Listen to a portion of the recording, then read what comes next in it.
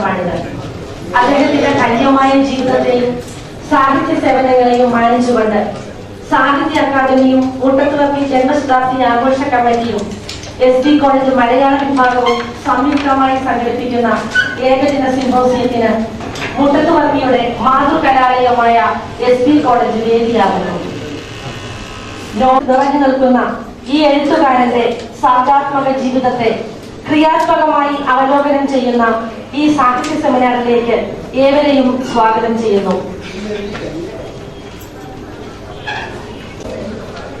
സ്വാഗതം ആശംസിക്കുന്ന doctor S. Ravikumar, അധ്യക്ഷൻ Shri C. Radhakrishnan, principal doctor Tomy Padinjaraveettil, professor N. Thomas Mathew, doctor Skaria Zacharia, doctor James Manimala എന്നിവരെ വേദിയിലേക്ക് ക്ഷണിക്കുകയാണ്.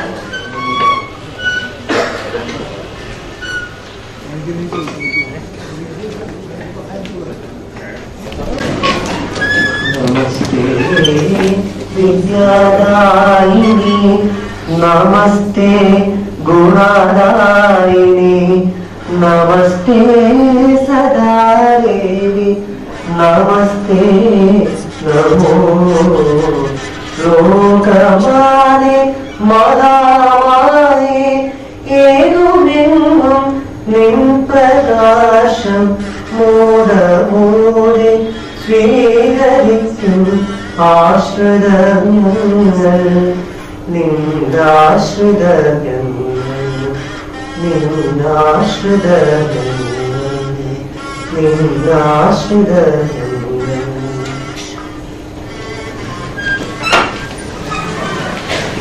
ചെറുകഥകളെ കുറിച്ച് പഠനം നടത്തിയ വ്യക്തി എന്ന നിലയിൽ ഇദ്ദേഹം വ്യത്യസ്തനായി നിലകൊള്ളുകയാണ്. Doctor KS Ravikumar.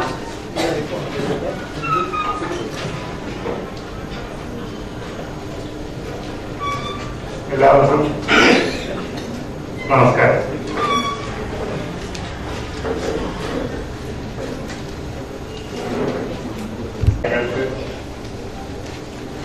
വളർച്ചയും വികാസവും ഉണ്ടാകാൻ വേണ്ടി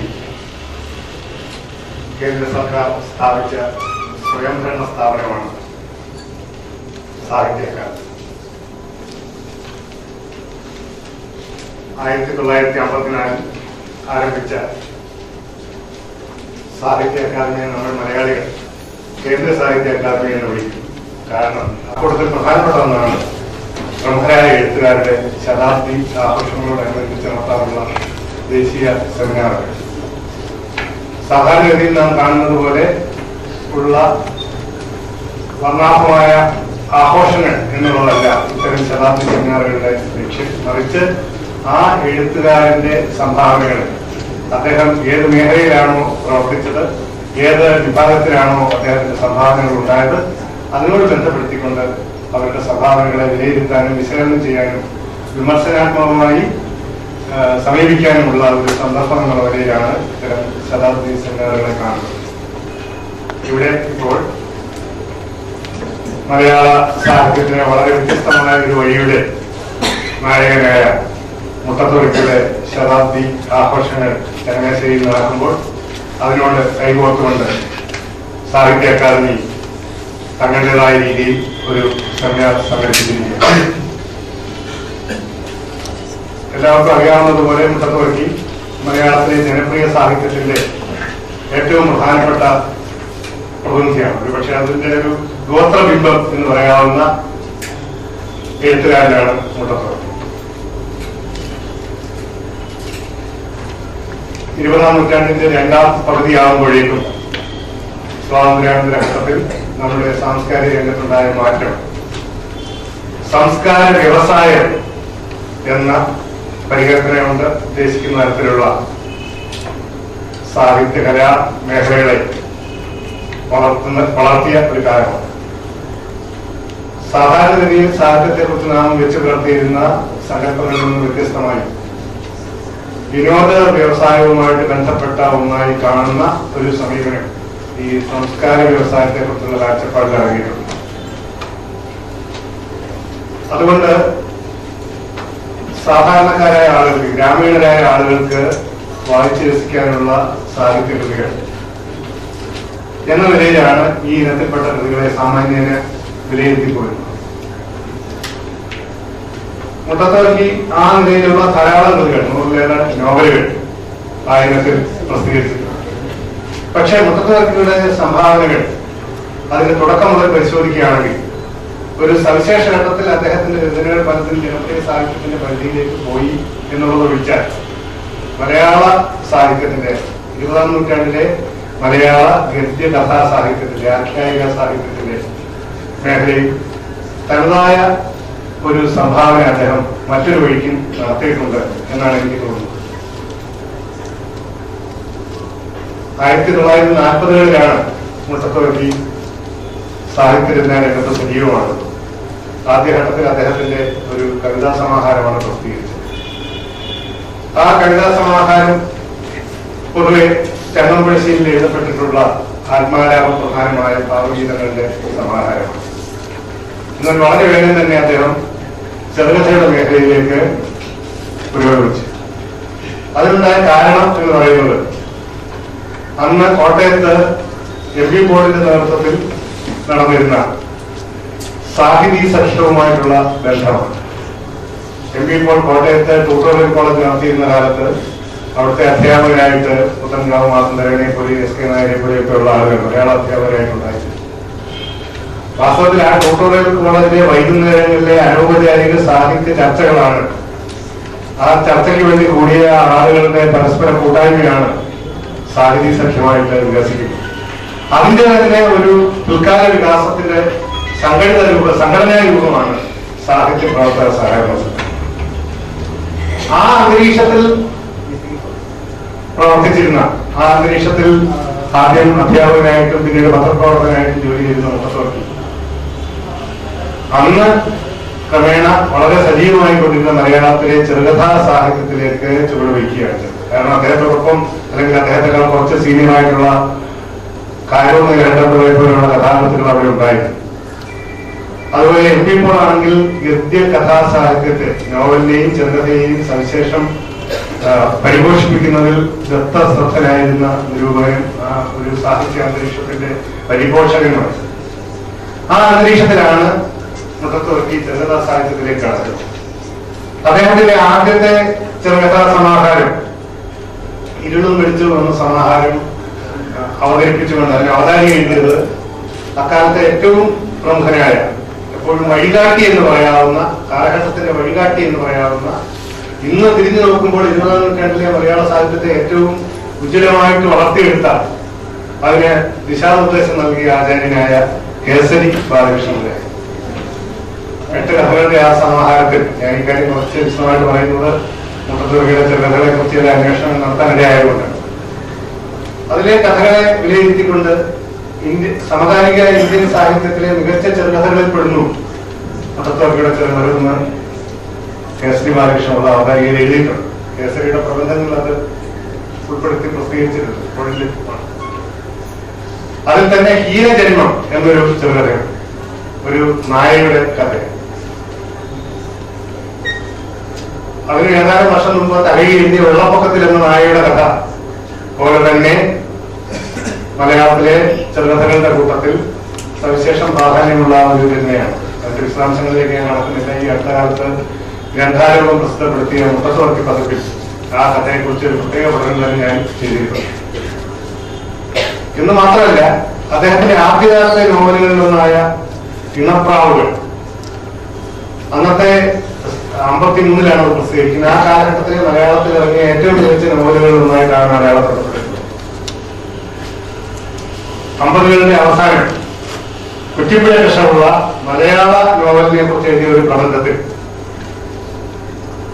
ഉറൂബിന്റെ ഉമാച്ചുവിനെ കുറിച്ചും അതുപോലെയുള്ള ആ കാലത്തെ പ്രമുഖരായ എഴുത്തുകാരുടെ തൊട്ടു മുമ്പുള്ള ഉറൂബിനേക്കാൾ തൊട്ടു മുമ്പ് നോവൽ രംഗത്ത് മുദ്ര പതിപ്പിച്ച കേശവദേവിന്റെയും ബഷീറിന്റെയും ഒക്കെ കൃതികളെ പ്രധാനമായിട്ട് പരാമർശിച്ചു വരുന്ന കൂട്ടത്തിൽ പ്രത്യേകം പരാമർശിക്കുന്ന കാവ്യാത്മകമായ ഭാവനിർഭരമായ നോവൽ എന്നാണ് ഇണപ്രാവുകളെ കുറിച്ച് പറഞ്ഞിട്ടുള്ളത്.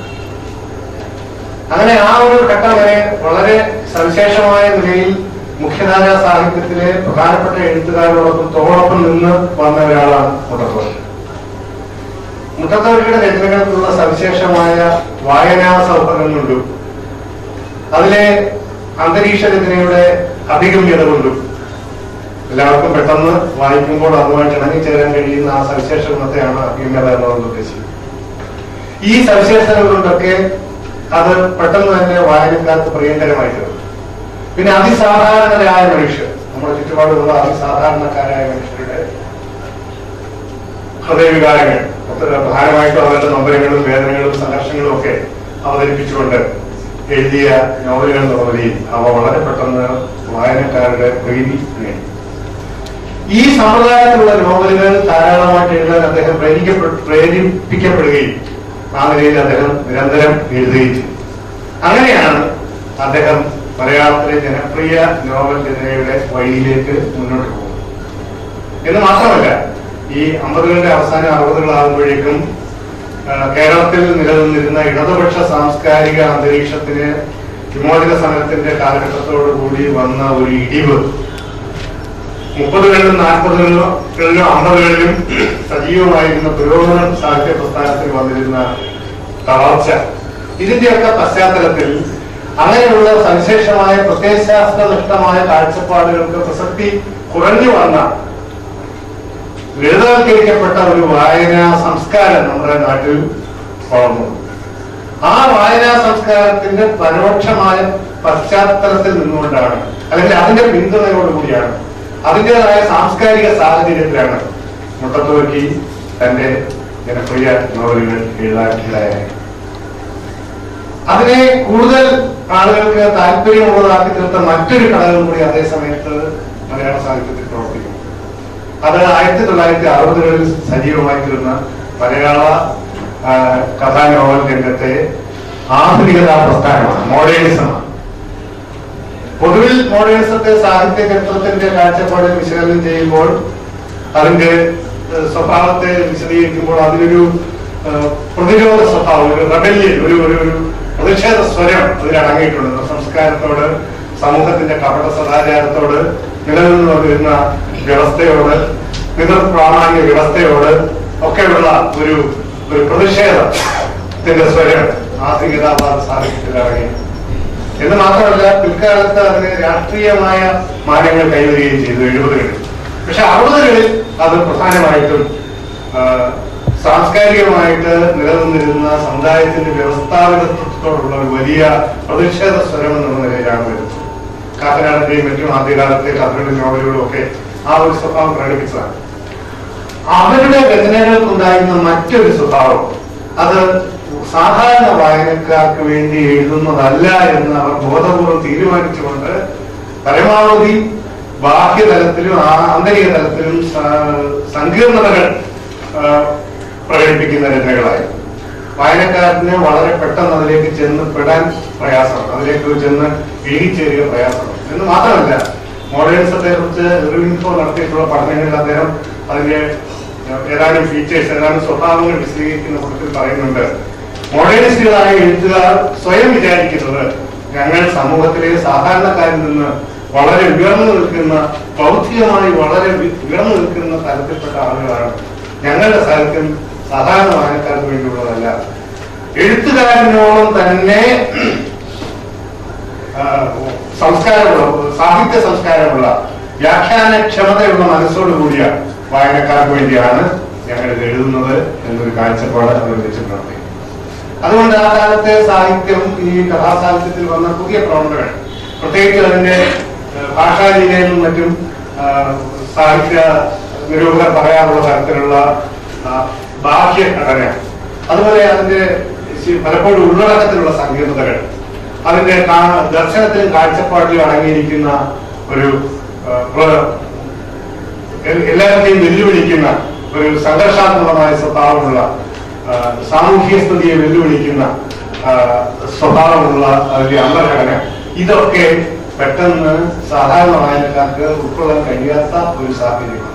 അപ്പൊ ഈ ഒരു വലിയ വിടവ്, അതിന് തൊട്ട് മുമ്പ് തകഴിയും കേശവദേവും ബഷീറും ഒക്കെ എഴുതിയിരുന്ന കാലഘട്ടത്തിൽ ഉണ്ടായിരുന്ന എല്ലാ ആളുകൾക്കും വായിച്ച് രസിക്കാൻ കഴിയുന്ന മുഖ്യധാര സാഹിത്യത്തിൽ നിന്ന് ഉള്ള ഒരു വിച്ഛേദമായിരുന്നു. ഈ വിച്ഛേദത്തിന്റെ സന്ദർഭത്തിൽ സാധാരണ വായനക്കാരെ സംബന്ധിച്ചിടത്തോളം പെട്ടെന്ന് ഇണങ്ങിച്ചേർന്ന് വായിച്ച് മുന്നോട്ട് പോകാൻ കഴിയുന്ന രചനകളാണ് മുട്ടത്തുവർക്കി നടത്തിയത്. മാത്രമല്ല അത് വ്യക്തികളുടെ ആന്തര സംഘർഷങ്ങളെയും ദുഃഖങ്ങളെയും വേദനകളെയും ഒക്കെ അവതരിപ്പിക്കുന്നവരാണ്. അതല്ലാതെ അത് ഒരു ഏതെങ്കിലും തരത്തിൽ സാമൂഹ്യ സ്ഥിതിയെയോ സമുദായാവസ്ഥയെയോ വിമർശനാത്മകമായിട്ട് നേരിടുന്നവരാണ്. മിക്കവാറും കഥകൾ, മിക്കവാറും രചനകൾ നിങ്ങൾക്കെല്ലാം അറിയാവുന്നതുപോലെ പ്രണയകഥകളാണ്. ഈ പ്രണയകഥകളിൽ പ്രണയ സാഫല്യത്തിലെത്താതിരിക്കാൻ പാകത്തിലുള്ള ചില സാമൂഹ്യ പരിതസ്ഥിതികൾ ഉണ്ട് എന്നുള്ളത് ഒഴിച്ചു കഴിഞ്ഞാൽ രാഷ്ട്രീയമായോ നൈതികമായോ നിലനിൽക്കുന്ന വ്യവസ്ഥയെ കഠിനമായി ചോദ്യം ചെയ്യുന്ന ഒന്നും ആ രചനകളിൽ ഉണ്ടാകാറില്ല എന്നുള്ളതാണ് വസ്തുത. ഇപ്പോ ഒരേ കാലഘട്ടത്തിൽ ചെറിയ ഒരു പ്രായത്തിന്റെ വ്യത്യാസത്തിൽ ജീവിച്ച രണ്ടു വാക്യമാണ് നമ്മുടെ സാഹിത്യ ചരിത്രത്തിന്റെയും സാംസ്കാരിക ചരിത്രത്തിന്റെയും ഭാഗമാണ്. അത് മറ്റൊരുമല്ല, പൊൻകുന്നവർക്കി മുട്ടത്തുവർക്കി. പൊൻകുന്നവർക്കിയുടെ രചനകളിൽ ഈ റബൽ സ്വഭാവം ആദ്യം നിറഞ്ഞിരുന്നത്. അതേ സമയത്ത് വായനാ സ്വഭാവതയുടെ കാര്യത്തിൽ അത് മുട്ടത്തുവർക്കിയേക്കാൾ പിന്നിലാണ്. അതേസമയം മുട്ടത്തുവർക്കിയുടെ രചനകളിൽ ഇത്തരത്തിലുള്ള റബൽ സ്വഭാവമില്ലാതെ സമൂഹസ്ഥിതിയെ സാമാന്യമായിട്ട് അനുഭാവപൂർവ്വം അതിനെ തലോടി പോകുന്ന തരത്തിലുള്ള ഒരു സമ്പ്രദായമായിരുന്നു. അതേസമയത്ത് തന്നെ രചനാ സ്വഭാവത്തിൽ വായനക്കാരെ വളരെ പെട്ടെന്ന് തന്നോടൊപ്പം കൂട്ടിക്കൊണ്ടുപോകുന്ന രചനാ മാന്ത്രികത അദ്ദേഹം പ്രകടിപ്പിച്ചിരുന്നു. സാധാരണഗതിയിൽ എഴുത്തുകാരെ കുറിച്ച് പറയാനുള്ള ഒരു കാര്യം, പ്രത്യേകിച്ച് കഥാകൃത്തുകളെ കുറിച്ച്, നോവലിസ്റ്റുകളെ കുറിച്ച് പറയാനുള്ള ഒരു കാര്യം, പലതരം സിദ്ധികൾ ആവശ്യമുള്ള രചനകളാണ് ആഖ്യാന സാഹിത്യം, ചെറുകഥയും നോവലും ഒക്കെ തന്നെ. അതേസമയം എന്തെല്ലാം സിദ്ധികൾ ഉണ്ടായാലും, പലതരം സിദ്ധികൾ എന്ന് പറയുമ്പോൾ ചരിത്രബോധം വേണം, സാമൂഹികാവബോധം വേണം, മനുഷ്യ ഹൃദയജ്ഞാനം വേണം, ജീവിത പരിണാമത്തെ കുറിച്ചുള്ള ധാരണകൾ വേണം, ദാർശനികാവബോധം വേണം, ഇങ്ങനെയുള്ള ഒട്ടേറെ കാര്യങ്ങൾ, നല്ല തരത്തിലുള്ള വൈജ്ഞാനിക സജ്ജീകരണവും മനുഷ്യ ഹൃദയജ്ഞാനവും ലോകവിജ്ഞാനവും ഒക്കെ ഉണ്ടെങ്കിൽ മാത്രമേ നോവൽ പോലെയുള്ള വലിയ രചനകൾ എഴുതാൻ കഴിയുമെന്ന് തകഴിയെ പോലെയുള്ള എഴുത്തുകാർ ഉദാഹരണം, അവരുടെ രചനകൾ നമ്മുടെ മുന്നിൽ ഉദാഹരണമായിട്ടുണ്ട്. അതേ സമയത്ത് തന്നെ ഒരു എഴുത്തുകാരനെ സംബന്ധിച്ചിടത്തോളം, ഏറ്റവും കഥാകൃത്ത് നോവലിസ്റ്റുമായിട്ടുള്ള ഒരു ആഖ്യാന സാഹിത്യകാരനെ സംബന്ധിച്ചിടത്തോളം ഏറ്റവും പ്രധാനപ്പെട്ട ഒരു കാര്യം രചനാ പ്രക്രിയയിൽ അദ്ദേഹം പ്രകടിപ്പിക്കുന്ന ആഖ്യാന വൈഭവം. എഴുതുന്ന ഓരോ വാക്കിനോടൊപ്പം വായനക്കാരെ കൂടെ കൊണ്ടുപോകും. ഇപ്പോ ആദ്യത്തെ വാക്യം ഒരു കഥയിലെ അല്ലെങ്കിൽ നോവലിലെ വായിച്ചു കഴിഞ്ഞാൽ അത് അവസാനം വരെ നമ്മൾ സാധാരണ ചില വാക്കുകളൊക്കെ ഇംഗ്ലീഷിൽ പറഞ്ഞെങ്കിൽ മലയാളം വിടും. ആ ടെമ്പോ അവസാനം വരെ നിലനിർത്താനുള്ള ആ സവിശേഷമായ വൈഭവത്തെയാണ് ഈ ആഖ്യാനത്തിന്റെ ഒരു മാന്ത്രികത എന്ന് പറയുന്നത്. ഒറ്റക്കാരന്റെ ബലമാണ്. ഇന്നിപ്പോ ഒറ്റക്കാരന്റെ കഥകളൊക്കെ വായിച്ചു കഴിഞ്ഞാൽ പലതിനും വല്ലാത്ത പഴക്കം അനുഭവം. പക്ഷെ എങ്കിലും അത് വായിച്ചു കഴിഞ്ഞാൽ നമുക്ക് വായിച്ചുകൊണ്ടിരിക്കുമ്പോൾ തുടക്കം മുതൽ അവസാനം വരെ അതിന്റെ ഒരു മായികാന്തരീക്ഷത്തിൽ വായനക്കാരൻ കൂടെ ഒഴുകിപ്പോകും. ഈ സിദ്ധി ഏറ്റവും കൂടുതൽ പ്രകടിപ്പിച്ച ഒരു എഴുത്തുകാരനായതുകൊണ്ടാണ് മുട്ടത്തുവർക്കിക്ക് ധാരാളമായിട്ട് തന്റെ വായനക്കാരെ കൂടെ കൊണ്ടുപോകാൻ കഴിഞ്ഞത്. അദ്ദേഹത്തിന്റെ അയൽവക്താക്കളും പിൻഗാമികളുമായിട്ട് ഒരുപാട് ആളുകളുണ്ട്, ഒരുപാട് എഴുത്തുകാരുണ്ടായിരുന്നു. പക്ഷെ അവർക്കാർക്കും ആ തരത്തിലുള്ള രചനാ വൈഭവം പ്രകടിപ്പിക്കാൻ കഴിയാതെ പോയതുകൊണ്ടാണ് അദ്ദേഹത്തിന് ലഭിച്ചതുപോലെയുള്ള ഒരു പ്രാമാണ്യം ലഭിക്കാതെ പോയത്. മുട്ടത്തുവർക്കിയുടെ രചനയുടെ അടിസ്ഥാനപരമായ ദൗർബല്യം എന്ന് പറയുന്നത് സാധാരണഗതിയിൽ എല്ലാ എഴുത്തും ഒരുതരം പ്രതിരോധ സാഹിത്യമാണ്. എല്ലാ എഴുത്തുകാരും വ്യവസ്ഥിതിയുടെ, അത് സാഹിത്യത്തിലെ വ്യവസ്ഥിതിയാകാം, സമൂഹത്തിലെ വ്യവസ്ഥിതിയാകാം, അങ്ങനെ പല വികാരങ്ങളിലാണ് നിലനിൽക്കുന്ന അവസ്ഥയോടുള്ള ഒരു പ്രതിഷേധം, ഒരു വിയോജിപ്പ്, അതിനുള്ള ഒരു വിമർശനം എല്ലാ തരത്തിലുമുള്ള എഴുത്തിലും ഉണ്ടാകും. അതല്ലെങ്കിൽ അത് എഴുത്താവുകയില്ല. അങ്ങനെയുള്ള ഒരു ഘടകം എല്ലാ എഴുത്തിലും ഉണ്ടാവുക വളരെ സ്വാഭാവികം. പക്ഷെ മുട്ടത്തുവർക്കി പലപ്പോഴും ഇതൊരു സമന്വയത്തിലേക്ക് പോവുകയാണ്, സംഘർഷത്തിലേക്ക് പോവുകയാണ്. ഒരു അദ്ദേഹത്തിന്റെ മുറിവുകൾ എന്ന് പറയുന്ന ഒരു ചെറുകഥയാണ്. ആ ചെറുകഥ ഏതാണ്ട് പൊൻകുന്നവർക്കിയുടെ ശബ്ദിക്കുന്ന തരത്തിലെ ഔസേപ്പിചേട്ടന്റെ അവസ്ഥയിൽ അവസാനം ഔസേപ്പിചേട്ടൻ കാളയെ വിൽക്കുകയൊക്കെ ചെയ്യുന്ന ആ അവസ്ഥയിൽ എത്തുന്നത് പോലുള്ള വലിയ സാമ്പത്തിക ബുദ്ധിമുട്ടാണ്. വളരെ ദാരിദ്ര്യത്തിൽ കഴിയുകയാണ്. വീട്ടിൽ പ്രസവമെടുത്ത ഭാര്യയുണ്ട്, പിന്നെ രോഗം പിടിച്ച കുട്ടികളുണ്ട്, ഭക്ഷണത്തിനൊന്നും പറയുകയില്ല. ഇങ്ങനെ പലതരത്തിൽ വയറ്റാട്ടിക്ക് കൊടുക്കാൻ കാശില്ല. ആകെ പ്രശ്നമായിട്ട്, ആകെ ദുരിതമായിട്ട് ഈ ആത്മഹത്യ ചെയ്യുക അല്ലാതെ വേറെ വഴിയില്ല എന്ന് വിചാരിച്ച് നടക്കുന്ന സമയത്ത് കഥ അതിന്റെ ആ പരിസമാപ്തിയിലേക്ക് എത്തുമ്പോൾ ഔദ്യോഗികമായിട്ട് നായകനായ കഥാപാത്രത്തെ ഒരു മോട്ടോർ വണ്ടി ഇടിക്കുകയും അതിന്റെ ആക്സിഡന്റ് ക്ലെയിമിന്റെ ആ തുക കൊണ്ട് ഈ പ്രതിസന്ധിയെ പരിഹരിക്കുകയും ചെയ്യുക. വാസ്തവത്തിൽ ഇത്തരം പ്രതിസന്ധിയെ പരിഹരിക്കുന്ന മാജിക്കുകൾ അല്ലെങ്കിൽ ഭാഗ്യക്കുറി സോഷ്യലിസം എന്ന് ഒരിക്കൽ കെ രാമപുരം പറഞ്ഞതുപോലെയുള്ള ഇത്തരം പരിഹാരങ്ങൾ ആണ് പലപ്പോഴും മുട്ടത്തുവർക്കിയുടെ രചനകളെ അതിന്റെ സ്വാഭാവികമായ ഗതിയിൽ നിന്ന് അതിന്റെ പ്രതിരോധപരമായ മൂല്യത്തിൽ നിന്ന് പിന്നോക്കം അടിച്ചു കളഞ്ഞത്. ഈ ഒരു പരിമിതി അദ്ദേഹത്തിന്റെ രചനകൾക്ക് സഹജമായിട്ടുള്ളതാണ്. പിന്നെ പലപ്പോഴും അദ്ദേഹത്തിന്റെ വർണ്ണനകളും അതുപോലുള്ള കാര്യങ്ങളൊക്കെ സ്വാഗതം പറയുന്ന ആളുകൾ പറയാൻ പാടില്ലാത്ത കാര്യങ്ങളായിരിക്കും ഇതൊക്കെ. പക്ഷെ ഞാനിത് പറയുന്നത് എനിക്ക് സാഹിത്യ അക്കാദമിയുടെ ചുമതലപ്പെട്ട ഒരു മെമ്പർ എന്നുള്ള നിലയിൽ സാങ്കേതികമായിട്ട് ഇന്ന് വന്നൊരു ചുമതലയാണ് ഈ സ്വാഗത പറത്തിൽ. അത് സംബന്ധിച്ചുള്ള ഉദ്യോഗസ്ഥൻ ഇവിടെ എത്തിയില്ല, അതുകൊണ്ട് എന്നെ നിയമിച്ചതാണ്. അല്ലാതെ തന്നെ ഞാൻ ഇവിടെ പറയാൻ ഉദ്ദേശിക്കുന്ന ചില കാര്യങ്ങൾ ഈ വേളയിൽ ഞാൻ പറയുന്നു എന്ന് മാത്രമേ. അപ്പൊ അങ്ങനെ സ്വാഭാവികമായിട്ട് ഒരു സാഹിത്യത്തിനുണ്ടായിരിക്കേണ്ട ആ പ്രതിരോധ മൂല്യത്തെ വേണ്ടവണ്ണം വികസിപ്പിക്കുന്നതിന് പകരം സമകാലിക സമൂഹത്തിന്റെ പൊതുവ്യവസ്ഥയ്ക്ക് ഇണങ്ങുന്ന മട്ടിൽ അതിനെ വ്യവസ്ഥയുമായിട്ട് സമന്വയിപ്പിച്ചു കൊണ്ടുപോകുന്ന ഒരു സമ്പ്രദായമാണ് അദ്ദേഹം കൊണ്ടുവന്നത്. ഇത് പൊതുവിൽ ജനപ്രിയ സാഹിത്യത്തിന്റെയും ജനപ്രിയ കലയുടെയും ഒരു സ്വഭാവമാണ്. അത് അദ്ദേഹം പ്രായോഗികമായിട്ട് മലയാളത്തിൽ ആദ്യം പ്രകടിപ്പിച്ചു എന്നുള്ളതാണ് ഏറ്റവും സവിശേഷമായിട്ടുള്ള ഒരു കാര്യം. അതേ സമയത്ത് തന്നെ അദ്ദേഹം നിർവഹിച്ച ഒരു പ്രതിരോധ പ്രവർത്തനമുണ്ട്. അത് ഞാൻ നേരത്തെ പറഞ്ഞതുപോലെ സാഹിത്യം എന്ന് പറയുന്നത് വരേണ്യമായ നിലയിലുള്ള ഭൗതിക സംസ്കാരമുള്ളവർക്ക് മാത്രം ആസ്വദിക്കാനുള്ള ഒന്നാണ് എന്ന ആ ആദ്യ സങ്കല്പത്തെ ആധുനിക കാലഘട്ടത്തിൽ പുതിയ കാലഘട്ടത്തിൽ തിരുത്തി കുറിച്ചുകൊണ്ട് ഇതിനെ ജനകീയവൽക്കരിക്കുന്നതിൽ വലിയ പങ്ക് വഹിച്ചു എന്നുള്ളതാണ്. ക്ലാസിക്കൽ കലകളുടെ ഒരു പ്രത്യേകതയുണ്ട്. ഇപ്പൊ കഥകളി, കൂടിയാട്ടം ഇതുപോലെയുള്ള ക്ലാസിക്കൽ കലകളുടെ ഒരു പ്രത്യേകത, അതിലെ ആസ്വാദകനെ സംബന്ധിച്ചിടത്തോളം കല പ്രകടിപ്പിക്കുന്ന ആളിന് എന്തെല്ലാം തരത്തിലുള്ള അറിവും ധാരണകളും ഒക്കെ ഉണ്ടോ അത്രയും ധാരണകളും ആ കലയോട് ബന്ധപ്പെട്ട സംസ്കാരവും ഇല്ലെങ്കിൽ അയാൾക്ക് ആ കല പൂർണ്ണമായിട്ട് ആസ്വദിക്കാൻ കഴിയില്ല എന്നുള്ളതാണ്. ഈ ഒരു സ്വഭാവം ആണ് പലപ്പോഴും ആധുനികതാവാദത്തിന്റെ കാലഘട്ടത്തിലെ ഉയർന്ന തട്ടിൽ നിന്നിരുന്ന സാഹിത്യത്തിന്റെയും ശിവപ്രസാദുകളുണ്ട് സിനിമ പോലെയുള്ള കലാരൂപങ്ങളുടെയും ഒക്കെ കാര്യത്തിൽ നിലനിന്നിരുന്ന ഒരു പ്രത്യേക ആസ്വാദന സംസ്കാരത്തിന്റെ സ്വഭാവം.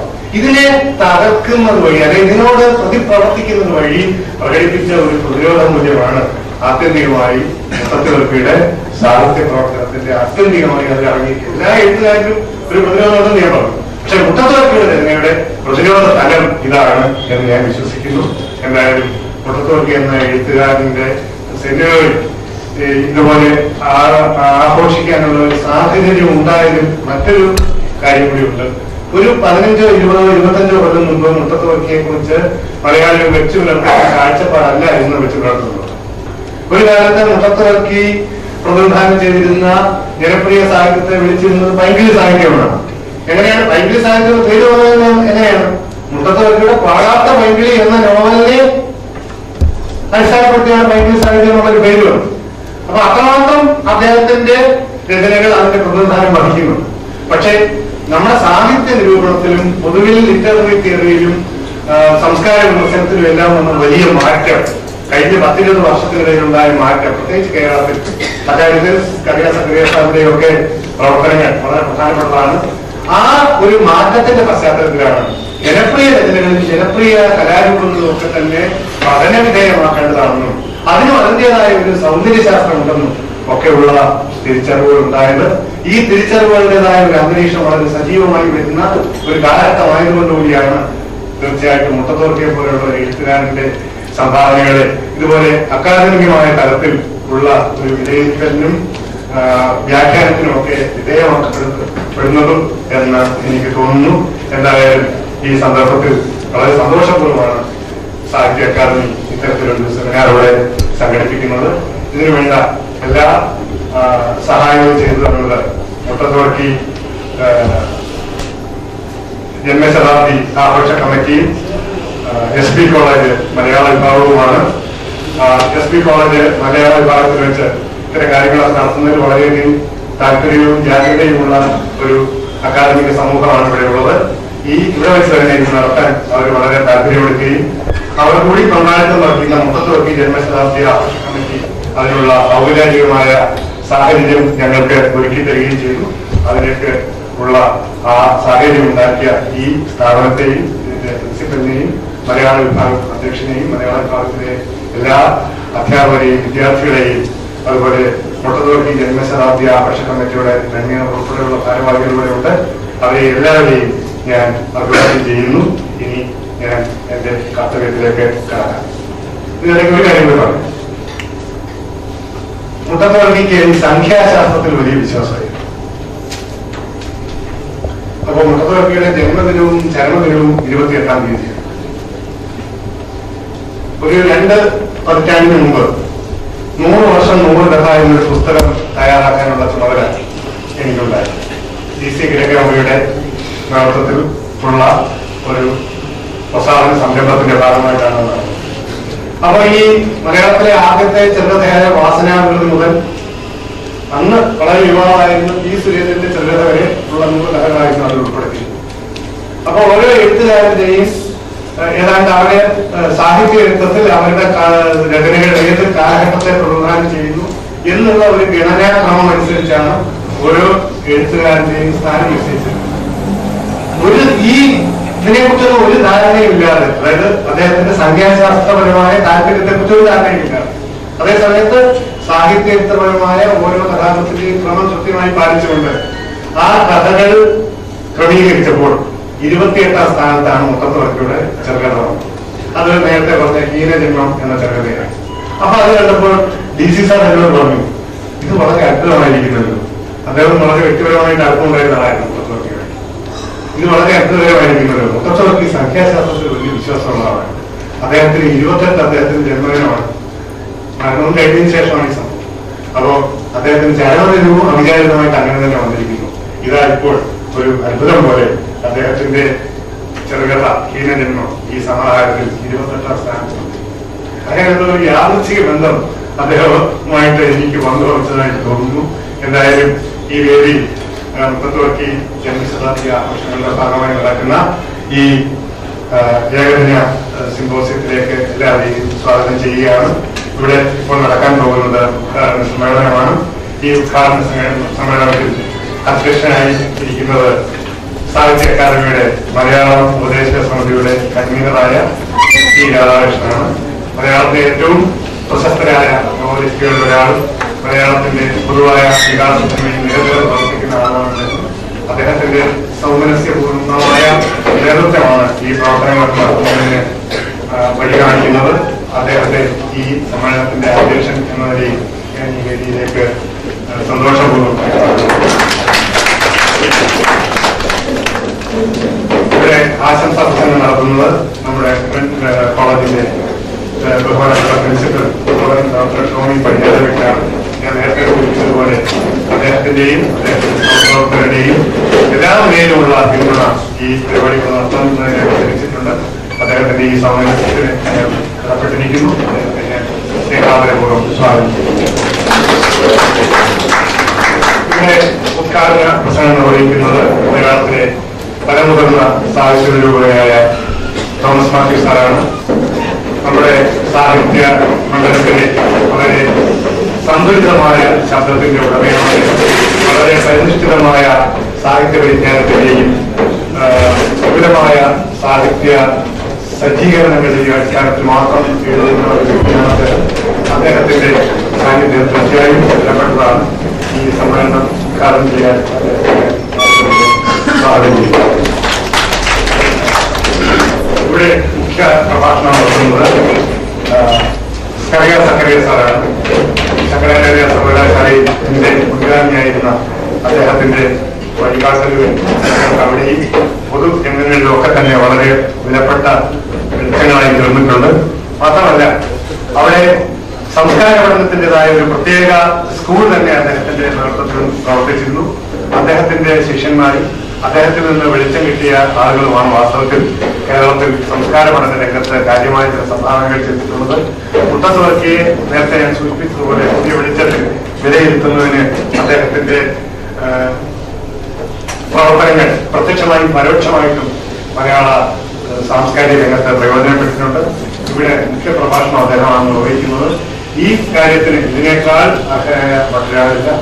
ചങ്ങനാശ്ശേരിയുടെ പ്രിയപ്പെട്ട ഒരു സന്തതി എന്നുള്ള നിലയിൽ, SB കോളേജിന്റെ പൂർവ്വ വിദ്യാർത്ഥി, ദീർഘകാല അധ്യാപകൻ എന്ന നിലയിൽ ഒക്കെ തന്നെ ഈ സ്ഥാപനത്തിൽ ഒട്ടും പരിചയപ്പെടുത്തേണ്ടത് ഇല്ലാത്ത ഒരു അനുഭവം വ്യക്തിത്വമാണ് അദ്ദേഹത്തിൻ്റെത്. അദ്ദേഹത്തെ ഞാൻ ഈ സന്ദർഭത്തിൽ ഹൃദയപൂർവ്വം സ്വാഗതം ചെയ്യുന്നു. ഈ സമ്മേളനം ഇവിടെയും തുടർന്നുള്ള സമ്മേളനങ്ങളിൽ പങ്കെടുക്കുന്ന ഒട്ടേറെ വിശിഷ്ട വ്യക്തികൾ ഇതിനകം തന്നെ എത്തിച്ചേർന്നിട്ടുണ്ട്. മലയാള വിഭാഗത്തിന്റെ തലവനായിട്ടുള്ള ജെയിംസ് മണവര ഇതിന്റെ സഹായം തന്നെയാണ്. അദ്ദേഹത്തിന്റെയും സഹപ്രവർത്തകരുടെയും നിസ്തന്ത്രമായ പ്രവർത്തനം ഇതിന് പിന്നിലുണ്ട്. അദ്ദേഹത്തെ ഞാൻ സ്നേഹപൂർവ്വം സ്വാഗതം ചെയ്യുന്നു. സമ്മേളനങ്ങളിൽ പങ്കെടുക്കുന്ന ഓരോ സമ്മേളനത്തിനും പ്രത്യേകിച്ച് സ്വാഗതമില്ലാത്തതുകൊണ്ട് ഞാൻ അതിനൊന്ന് പരാമർശിച്ചു പോവുകയാണ്.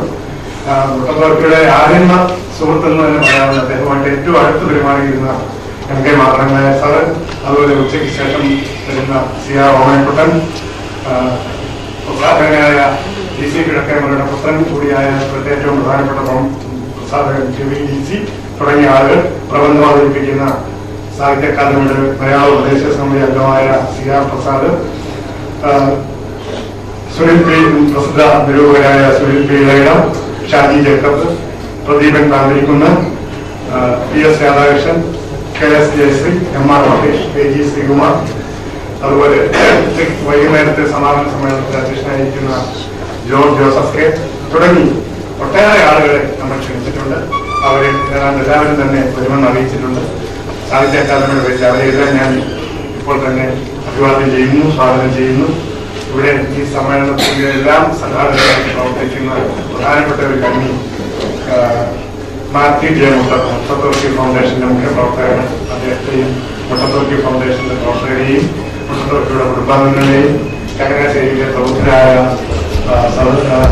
പൊതുജനങ്ങളെയും ഈ കോളേജിലെ വിദ്യാർത്ഥികളെയും ഇവിടെ കൂടിയിരിക്കുന്ന മുഴുവൻ ആളുകളെയും സ്വാഗതം ചെയ്തുകൊണ്ട് സാഹിത്യ അക്കാദമിയുടെ പ്രവർത്തകരായിട്ട് ഇവിടെ വന്നിരിക്കുന്ന രാധാകൃഷ്ണൻ തുടങ്ങിയ ഉദ്യോഗസ്ഥരുണ്ട്.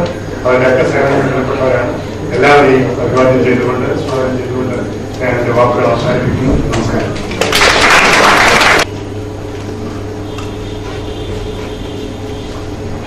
എല്ലാവർക്കും എൻ്റെ വിനീതമായ നമസ്കാരം.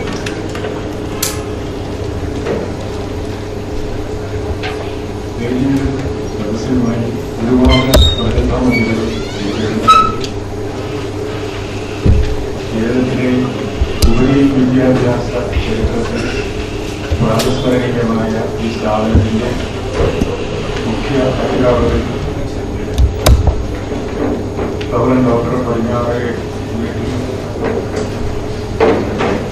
ഈ കോളേജിലെ മലയാള വിഭാഗത്തിൻ്റെ അധ്യക്ഷനായ ഡോക്ടർ ജെയിംസ് മണവര, ഈ സമ്മേളനം ഉദ്ഘാടനം ചെയ്യുന്ന ഈ സുഹൃത്ത് ഡോക്ടർ തോമസ് മാത്യു, വിമർശകനും വിമർശന അധ്യാപകനും മലയാള സാഹിത്യ രൂപകരണത്തിൽ എക്കാലത്തെയും ഒരു അടയാളവുമായ സെക്രട്ടറി, വേദിയിലുള്ള സദസ്സിലുള്ള അധ്യാപകരെ, അധ്യാപികമാരെ, പ്രിയപ്പെട്ട വിദ്യാർത്ഥിനികളെ, മുട്ടത്തോർക്കി ഫൗണ്ടേഷനിലെ ഭാരവാഹികളെ, നാട്ടുകാരെ, മാധ്യമ പ്രവർത്തകരെ, നമസ്കാരം. ഒരുപാട് വലിയ ഒരു വാചകം പറഞ്ഞതിൻ്റെ ക്ഷീണത്തിലാണ് ഞാനിപ്പോൾ. അത് പറഞ്ഞതിൻ്റെ പുറകിലുള്ള ഉദ്ദേശശുദ്ധിയും ആദരവും തിരിച്ചറിയണം എന്ന ഒരു ചെറിയ വാചകം അനുബന്ധമായിട്ട് ചേർക്കാൻ ഞാൻ ആഗ്രഹിക്കുന്നു. വലിയ ചാരിതാർത്ഥ്യത്തോടെയാണ് അക്കാദമിയുടെ ഈ സമാരംഭത്തിൻ്റെ ഈ തുടക്കം കുറിക്കാൻ ഇവിടെ എത്തിനിൽക്കുന്നത് എന്ന സന്തോഷം അറിയിക്കാൻ ഞാൻ ആഗ്രഹിക്കുന്നു. കൂട്ടത്തിൽ അതിൻ്റെ കൂടെ മുട്ടത്തോർക്കി സാറിൻ്റെ ഓർമ്മ നിലനിർത്താൻ വേണ്ടി ഒരുപാട് അധ്വാനിച്ചു വരുന്ന മുട്ടത്തോർക്കി ഫൗണ്ടേഷന്റെ ഭാരവാഹികളെ അഭിനന്ദിക്കുക കൂടി ചെയ്യുന്നു. വർഷങ്ങൾക്ക് മുൻപ് ഒരു മുട്ടത്തോർക്കി സാഹിത്യ അവാർഡ് സ്വീകരിച്ചുകൊണ്ട് ഞാൻ ചെയ്ത ചെറിയ പ്രസംഗത്തിന്റെ ഓർമ്മയാണ് എൻ്റെ മനസ്സിൽ ഇപ്പോഴുള്ളത്. ഇവിടേക്ക് ചങ്ങനാശ്ശേരിക്ക് വരുമ്പോഴും ഉണ്ടായിരുന്നത്. അത് തന്നെ ഇവിടെ ആവർത്തിക്കാം എന്ന ഒരു മനസ്സിലിരിപ്പായിരുന്നു എനിക്കുണ്ടായിരുന്നത്. ഇന്ന് രാവിലെ ഉണ്ടായ ഒരു ചെറിയ അനുഭവം അത് മാറ്റിമറിച്ചു. ഞങ്ങൾക്ക് ഇവിടെ താമസം ഏർപ്പാടാക്കിയിരിക്കുന്ന ഹോട്ടലിൽ രാവിലെ ചായ കിട്ടാൻ 8 മണിയാവും. രാവിലെ എഴുന്നേറ്റാൽ ഒരു കട്ടൻ ചായ കുടിക്കുന്നത് ഒരു ദുശീലമായതുകൊണ്ട് മറ്റു പേരെ ദുശീലങ്ങളില്ല. അപ്പൊ ഞാൻ പറഞ്ഞു അത് അത്ഭുതമില്ല, അതേ ഇവിടെ കുരിശ് മൂല്യയിലുണ്ടായിരുന്ന ഒരാളാണല്ലോ, ഇവിടുത്തുകാരനാണല്ലോ. അപ്പൊ എന്നോട് ചോദിച്ചു ആണോ? അതെനിക്കറിയില്ല. അതെന്താ അങ്ങനെ? ഞാൻ റാന്നിക്കാരനാണ്. പിന്നെ എങ്ങനെയാണ് നിങ്ങൾ അദ്ദേഹത്തെ അറിയാമെന്ന് പറഞ്ഞത്?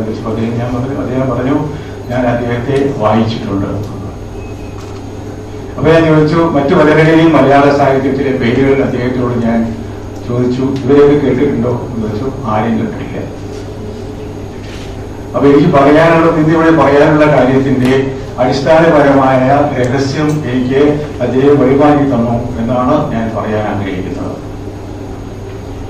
നമ്മുടെ മലയാള ഭാഷയെയും സാഹിത്യത്തെയും അതിന്റെ ചരിത്രത്തെയും കുറിച്ച് ഒരുപാട് പഠനം നടത്തിയിട്ടുണ്ട്.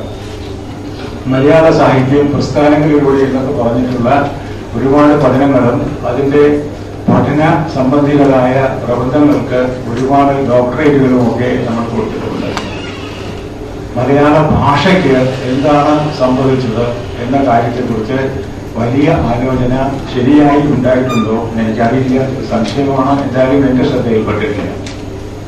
എങ്ങനെയാണ് മലയാള ഭാഷ ഈ കഴിഞ്ഞ 5-6 നൂറ്റാണ്ടുകളിലൂടെ ഇത്തരത്തിലായത് എന്ന ചോദ്യത്തിനുള്ള മറുപടി ഇന്ന് മലയാളത്തിലുള്ള ഒരിടത്തുനിന്നും വായിച്ചാൽ നമുക്ക് കിട്ടാനില്ല എന്നതുകൊണ്ട് സ്വയം അങ്ങനെ ഒന്ന് ആലോചിച്ചുണ്ടാക്കിയത് നിങ്ങളുടെ മുമ്പിൽ അവതരിപ്പിക്കാമെന്നും അതില് ഈ പറഞ്ഞ ഈ റാന്നിക്കാരനായ ഒരാള് മുട്ടത്ത് വർഗീസ് സാറിനെ അറിയാനുള്ള കാരണം നമുക്ക് കണ്ടുകിട്ടും എന്നുള്ളതുമാണ് എന്റെ ഈ പ്രഭാഷണത്തിന്റെ കാതലായ കാര്യം. മലയാള ഭാഷ ഉരുത്തിരിഞ്ഞുണ്ടായത് എത്ര ആണ്ടുകൾക്ക് അപ്പുറമാണ് എന്നെനിക്ക് നിശ്ചയമില്ല, അന്വേഷിക്കാൻ മാർഗവുമില്ല എന്നാണ് എനിക്ക് തോന്നുന്നത്. പക്ഷേ മലയാള ഭാഷയിൽ ചില കാര്യങ്ങൾ സംഭവിച്ചു. തുഞ്ചത്തെഴുത്തച്ഛന്റെ കാലം തൊട്ടിങ്ങോട്ട് എന്ന് നമുക്കറിയാം, ഗ്രഹണം കവികളുടെ കാലം തൊട്ടിങ്ങോട്ട് എന്ന് നമുക്കറിയാം. അന്ന് മലയാള പദ്യം ഒരു നവോത്ഥാനത്തിന്റെ തുടക്കമായിട്ട് നാട്ടിലുടനീളം പ്രചരിക്കാൻ തുടങ്ങിയ പദ്യം. ഈ പദ്യത്തിന്റെ ആവിഷ്കാരത്തോട് കൂടിയിട്ട് തുടങ്ങിയ ഒരു പ്രസ്ഥാനം പൂന്താനവും ചെറുശ്ശേരിയും ഒക്കെ ഏറ്റെടുത്ത് കൂടുതൽ വ്യാപിപ്പിക്കുകയും പിന്നീട് അത് അടുത്ത നൂറ്റാണ്ടോടെ തന്നെ ഏതാണ്ട് പൂർവ്വസ്ഥിതിയിലേക്ക് പോയി ഒരുതരം ശൃംഗാര മണിപ്രവാളമായി മാറി നിലനിൽക്കുകയും ചെയ്തു എന്ന് നമുക്കറിയാം. അപ്പോഴും അത് ഭാഷ പറയുന്ന സംസാരിക്കുന്ന സാധാരണക്കാരന്റെ അടുത്തേക്ക് പോയിരുന്നില്ല. ഒരു ഉപരിവർഗവും എന്ന് പറയാവുന്നവര് മാത്രമാണ് അത് കൈകാര്യം ചെയ്തിരുന്നത്. കുറച്ചു കാലം കൂടെ കഴിഞ്ഞിട്ട് വിദേശത്ത് നിന്ന് മിഷണറിമാർ ഇവിടെ വന്നിട്ട് മലയാള ഭാഷയ്ക്ക് പുതിയൊരു അച്ചുകൂട സംബന്ധികളായ പരിഷ്കരണ ഉപാധികളൊക്കെ ഉണ്ടാക്കിയിട്ട് ഭാഷ സാധാരണക്കാരന് വായിക്കാവുന്ന ഗദ്യമാണ് എന്ന് കണ്ടിട്ട് അത് ഒരുപാട് പ്രചരിപ്പിച്ചതിന്റെ ഭാഗമായിട്ടാണ് വായന എന്ന് പറയുന്ന ഒരു കാര്യം കുറെ കൂടി സാർവത്രികമായത് എന്ന് നമുക്കറിയാം. ഭാഷ ഗദ്യം, സംസാരിക്കുന്ന ഭാഷ അച്ചടിയിലാക്കുക എന്ന ഒരു കാര്യം നടപ്പിലാക്കിയത് അക്കാലത്ത് ആയിരുന്നു. അതിനുശേഷവും ഈ ഗദ്യഭാഷ കാര്യമായിട്ട് സാഹിത്യ രചനകൾക്ക് ഉപയോഗിക്കപ്പെട്ടിരുന്നില്ല എന്നും നമുക്ക് അറിയാം. കുറച്ചുകൂടി കഴിഞ്ഞിട്ട് പദ്യത്തില് വലിയ വലിയ കവികൾ ഉണ്ടായി, കവിത്രയങ്ങളൊക്കെ ഉണ്ടായപ്പോഴും ആ കവിതകളും സാഹിത്യവും ഒക്കെ ഒരു ഉപരിവർഗത്തിന്റെ കയ്യിലായിരുന്നു എന്നുകൂടി നമ്മൾ ഓർക്കേണ്ടതുണ്ട്. സ്വാതന്ത്ര്യ സമരം പോലെയുള്ള പ്രസ്ഥാനങ്ങളുടെ ഭാഗമായിട്ട് സാഹിത്യം മാറിയപ്പോൾ പോലും അത് വളരെ താഴേക്ക് സാധാരണക്കാരന്റെ സാഹിത്യമായിട്ട് മാറിയിരുന്നില്ല. അതിനിടയ്ക്കാണ് കവിത്രയത്തിന് ശേഷം ചങ്ങമ്പുഴ എന്ന് പറയുന്ന അത്ഭുതകരമായ ഒരു പ്രതിഭാസം, ശേഷം എന്ന് പറയാൻ വയ്യ, ഒപ്പം എന്ന് പറയുന്നതായിരിക്കും ശരിയെന്ന് തോന്നുന്നു. ഈ ചങ്ങമ്പുഴ എന്ന പ്രതിഭാസമാണ് പദ്യത്തെ ജനകീയവൽക്കരിച്ചത് എന്നുള്ളതിനൊരു സംശയമില്ല. ആ അടുത്ത കാലത്ത് ഇങ്ങനെ പദ്യത്തെ ജനകീയവൽക്കരിച്ചതിന്റെ ഭാഗമായിട്ടുണ്ടായ ഒരു ഭാഷാ സ്വാധീനം ഗദ്യത്തിലേക്ക് പരാവർത്തനം ചെയ്യപ്പെടുന്നത് മുട്ടത്ത് വർഗീസ് സാറിനെ പോലെയുള്ള ആളുകൾ എഴുതാൻ തുടങ്ങിയപ്പോഴാണ് എന്നാണ് ഞാൻ പറഞ്ഞുകൊണ്ട് വരുന്നത്. കാൽപ്പനികതയെ ജനകീയവൽക്കരിക്കാൻ എന്താണോ ചങ്ങമ്പുഴ ചെയ്തത് അത് തന്നെയാണ് മുട്ടത്ത് വർഗീസ് സാറിനെ പോലെയുള്ള എഴുത്തുകാർ ഗദ്യത്തെ ജനകീയവൽക്കരിക്കാൻ ചെയ്തത് എന്നുള്ള നേര് നമ്മൾ തിരിച്ചറിയണം. മലയാളികളെ കൊണ്ട് പൊതുവായി വായിപ്പിക്കാൻ തുടങ്ങിയത്, ഗദ്യം വായിപ്പിക്കാൻ തുടങ്ങിയത് ഈ എഴുത്തുകാരായിരുന്നു. എന്തുകൊണ്ട് കേരളത്തിലെ സാക്ഷരത മറ്റു സംസ്ഥാനങ്ങളെക്കാൾ കൂടുതലുണ്ടായി എന്ന ചോദ്യത്തിനും, എന്തുകൊണ്ട് കേരളത്തിൽ ഇപ്പോഴും പുസ്തക വായനക്കാർ കൂടുതലുണ്ട് എന്ന ചോദ്യത്തിനും ഒക്കെയുള്ള മറുപടി നമ്മൾ അന്വേഷിച്ചു പോകുമ്പോൾ അത് കാണുക ഈ ജനകീയവൽക്കരണത്തിലൂടെയാണ് എന്ന് തീർച്ചയാണ്. എന്ത് കാര്യമാണ് മുട്ടത്തുവർക്കി പോലുള്ള ആളുകൾ അദ്ദേഹത്തെ തുടർന്ന് വന്ന ആ പ്രസ്ഥാനം പിന്തുടർന്ന ആളുകളും ചെയ്തത് എന്ന ചോദ്യത്തിന് മലയാള വായന എന്ന കാര്യത്തെ മലയാളിയുടെ നിത്യ വിഷയമാക്കി മാറ്റി എന്നത്. ഏതാണ്ട് കൃഷിഭൂമി കൃഷിക്ക് ഒരുക്കുന്നത് പോലെ പിൽക്കാലത്ത് വന്ന എഴുത്തുകാർക്ക് എഴുതാനും വായിക്കപ്പെടാനുമുള്ള അന്തരീക്ഷം ഉണ്ടാക്കിയെടുത്തത് ഈ കൂട്ടരാണ് എന്നാണ്. അതിന്റെ പിന്നാലെയാണ് നമുക്ക് ജനകീയ വാരികകൾ വരുന്നതും അതേ രീതി പിന്തുടർന്നുകൊണ്ട് പത്രങ്ങൾ ജനകീയവൽക്കരിക്കപ്പെടുന്നതും എന്ന് നമ്മൾ ഓർക്കണം. ഭാഷയെ ജനങ്ങളിലേക്ക് അടുപ്പിക്കുക എന്ന അതിപ്രധാനമായ ഒരു ദൗത്യം. ചുവരുണ്ടെങ്കിലേ ചിത്രം എഴുതാൻ പറ്റുള്ളൂ. ചിത്രം എഴുതാൻ പാകത്തിൽ ചുവരുണ്ടാക്കി വെച്ച ആളാണ് അദ്ദേഹത്തിന്റെ പുറകെ വന്ന ഈ പ്രസ്ഥാനത്തിലെ ആളുകളും എന്ന് നമ്മൾ ഓർക്കേണ്ടത്. മലയാള ഭാഷയ്ക്ക് ഇന്ന് ഇത്രയുമുള്ള വായനക്കാർ, ഈ വായനക്കാരുടെ ഉത്ഭവവും വളർച്ചയും അതിന്റെ വേദികൾ അന്വേഷിച്ചു പോകുമ്പോൾ നമ്മൾ ചെല്ലുക മുട്ടത്തുവർക്കി സാറിന്റെയും അദ്ദേഹത്തിന്റെ സഹപ്രവർത്തകരുടെയും അരികിലേക്ക്. ഈ മഹാസേവനത്തെയാണ് നമ്മൾ ഈ 100ാം വർഷത്തില് ഓർക്കുന്നത്. ഒരുപക്ഷെ മലയാള സാഹിത്യത്തെ ഏറ്റവും നല്ല പാരായണക്ഷമതയുള്ള സാഹിത്യം എന്ന അവസ്ഥയിലേക്ക് കൊണ്ടുവരാൻ ഇപ്പോഴും നമുക്ക് മലയാളം എഴുതുന്നവർക്ക് മാർഗദർശകമായ ശൈലി വേണമെങ്കിൽ ഇദ്ദേഹത്തിന്റെ കൃതികളിൽ അന്വേഷിച്ചു പോയി കണ്ടെത്താവുന്നതേയുള്ളൂ. സാധാരണ പറയാനുള്ളൊരു കാര്യമുണ്ട്, നമ്മൾ എഴുതുന്ന ഭാഷയും സംസാരിക്കുന്ന ഭാഷയും ഒന്നാകുന്നതാണ് പല ഗദ്യഭാഷയുടെ വളർച്ചയിലെ, സാഹിത്യത്തിന്റെ വളർച്ചയിലെ ഒരു പ്രധാന ഘട്ടം എന്നാണ്. ഇംഗ്ലീഷിലാണെങ്കിൽ ഇംഗ്ലീഷിൽ എഴുതുന്നതും പറയുന്നതും ഒരേ ഭാഷയാണ്. മലയാളത്തിൽ നമ്മൾ അങ്ങനെയല്ല. മലയാളത്തില് നമ്മള് ഗദ്യം എന്ന് പറയുന്നത് എഴുതാൻ തുടങ്ങിയാൽ അത് സംസാരിക്കുന്ന ഭാഷയിൽ നിന്ന് ഉടനെ അകന്നു പോകുന്നത് നമുക്ക് കാണാം. എഴുതാൻ തുടങ്ങുമ്പോൾ മാത്രമല്ല, സംസാരിക്കാൻ തുടങ്ങുമ്പോൾ പോലും നമ്മൾ സാധാരണ പറയുന്ന ഭാഷയല്ല, ഒരു പ്രാസംഗികന്റെ ഭാഷയായിട്ട് വരിക. നമ്മൾ ടി വിയിലും കാണാം, ഒരു ചർച്ച തുടങ്ങി വെച്ചാൽ പിന്നെ ആ സംസാരിക്കുന്ന ഭാഷ മലയാളമായിരിക്കില്ല. മലയാളത്തിന് പകരം എന്തോ ഒരു ഭാഷ ഉപയോഗിക്കുകയും അത് ആരുടേതുമല്ലാത്ത ഒരു ഭാഷയാണ് എന്ന സത്യം മുന്നിട്ട് നിൽക്കത്തക്ക രീതിയിൽ ആ ചർച്ച അവസാനിക്കുകയും ചെയ്യും. എന്താണ് പറഞ്ഞതെന്ന് മിക്കവാറും നമുക്ക് മനസ്സിൽ തട്ടുകയില്ല എന്നാണ്. മനസ്സിൽ തട്ടാത്ത ഒരു ഗദ്യഭാഷ ഉരുത്തിരിച്ചുണ്ടാക്കി ആ ഗദ്യഭാഷ ഇവിടെ സ്ഥാപിക്കാൻ ശ്രമിക്കുന്നതിന് ഘടകവിരുദ്ധമായ ഒരു പ്രത്യേക നീക്കമായിരുന്നു ഈ ജനകീയ സാഹിത്യകാരന്മാരുടെ നീക്കം. ഈ ചർച്ച അവസാനിക്കുമ്പോൾ, ഇവിടെ തിരിഞ്ഞു പോകുമ്പോൾ ഇദ്ദേഹത്തിന്റെ ശരിയായ സ്ഥാനത്തും അർഹിക്കുന്ന വിശേഷപ്പെട്ട ബഹുമതിയോടെയും പ്രതിഷ്ഠിച്ച് തിരിഞ്ഞു പോകാൻ നമുക്ക് സാധിക്കുമാറാകട്ടെ. അതിന് ദൈവാനുഗ്രഹം ഉണ്ടാകട്ടെ എന്നൊരു പ്രാർത്ഥനയോടുകൂടി ഞാൻ എന്റെ ഈ ചെറിയ വാക്കുകൾ അവസാനിപ്പിക്കുന്നു. നന്ദി, നമസ്കാരം. മുട്ടത്തുവർക്കിയുടെ ആത്മാഞ്ജലിയിലെ ഏതാനും ശ്ലോകങ്ങൾ.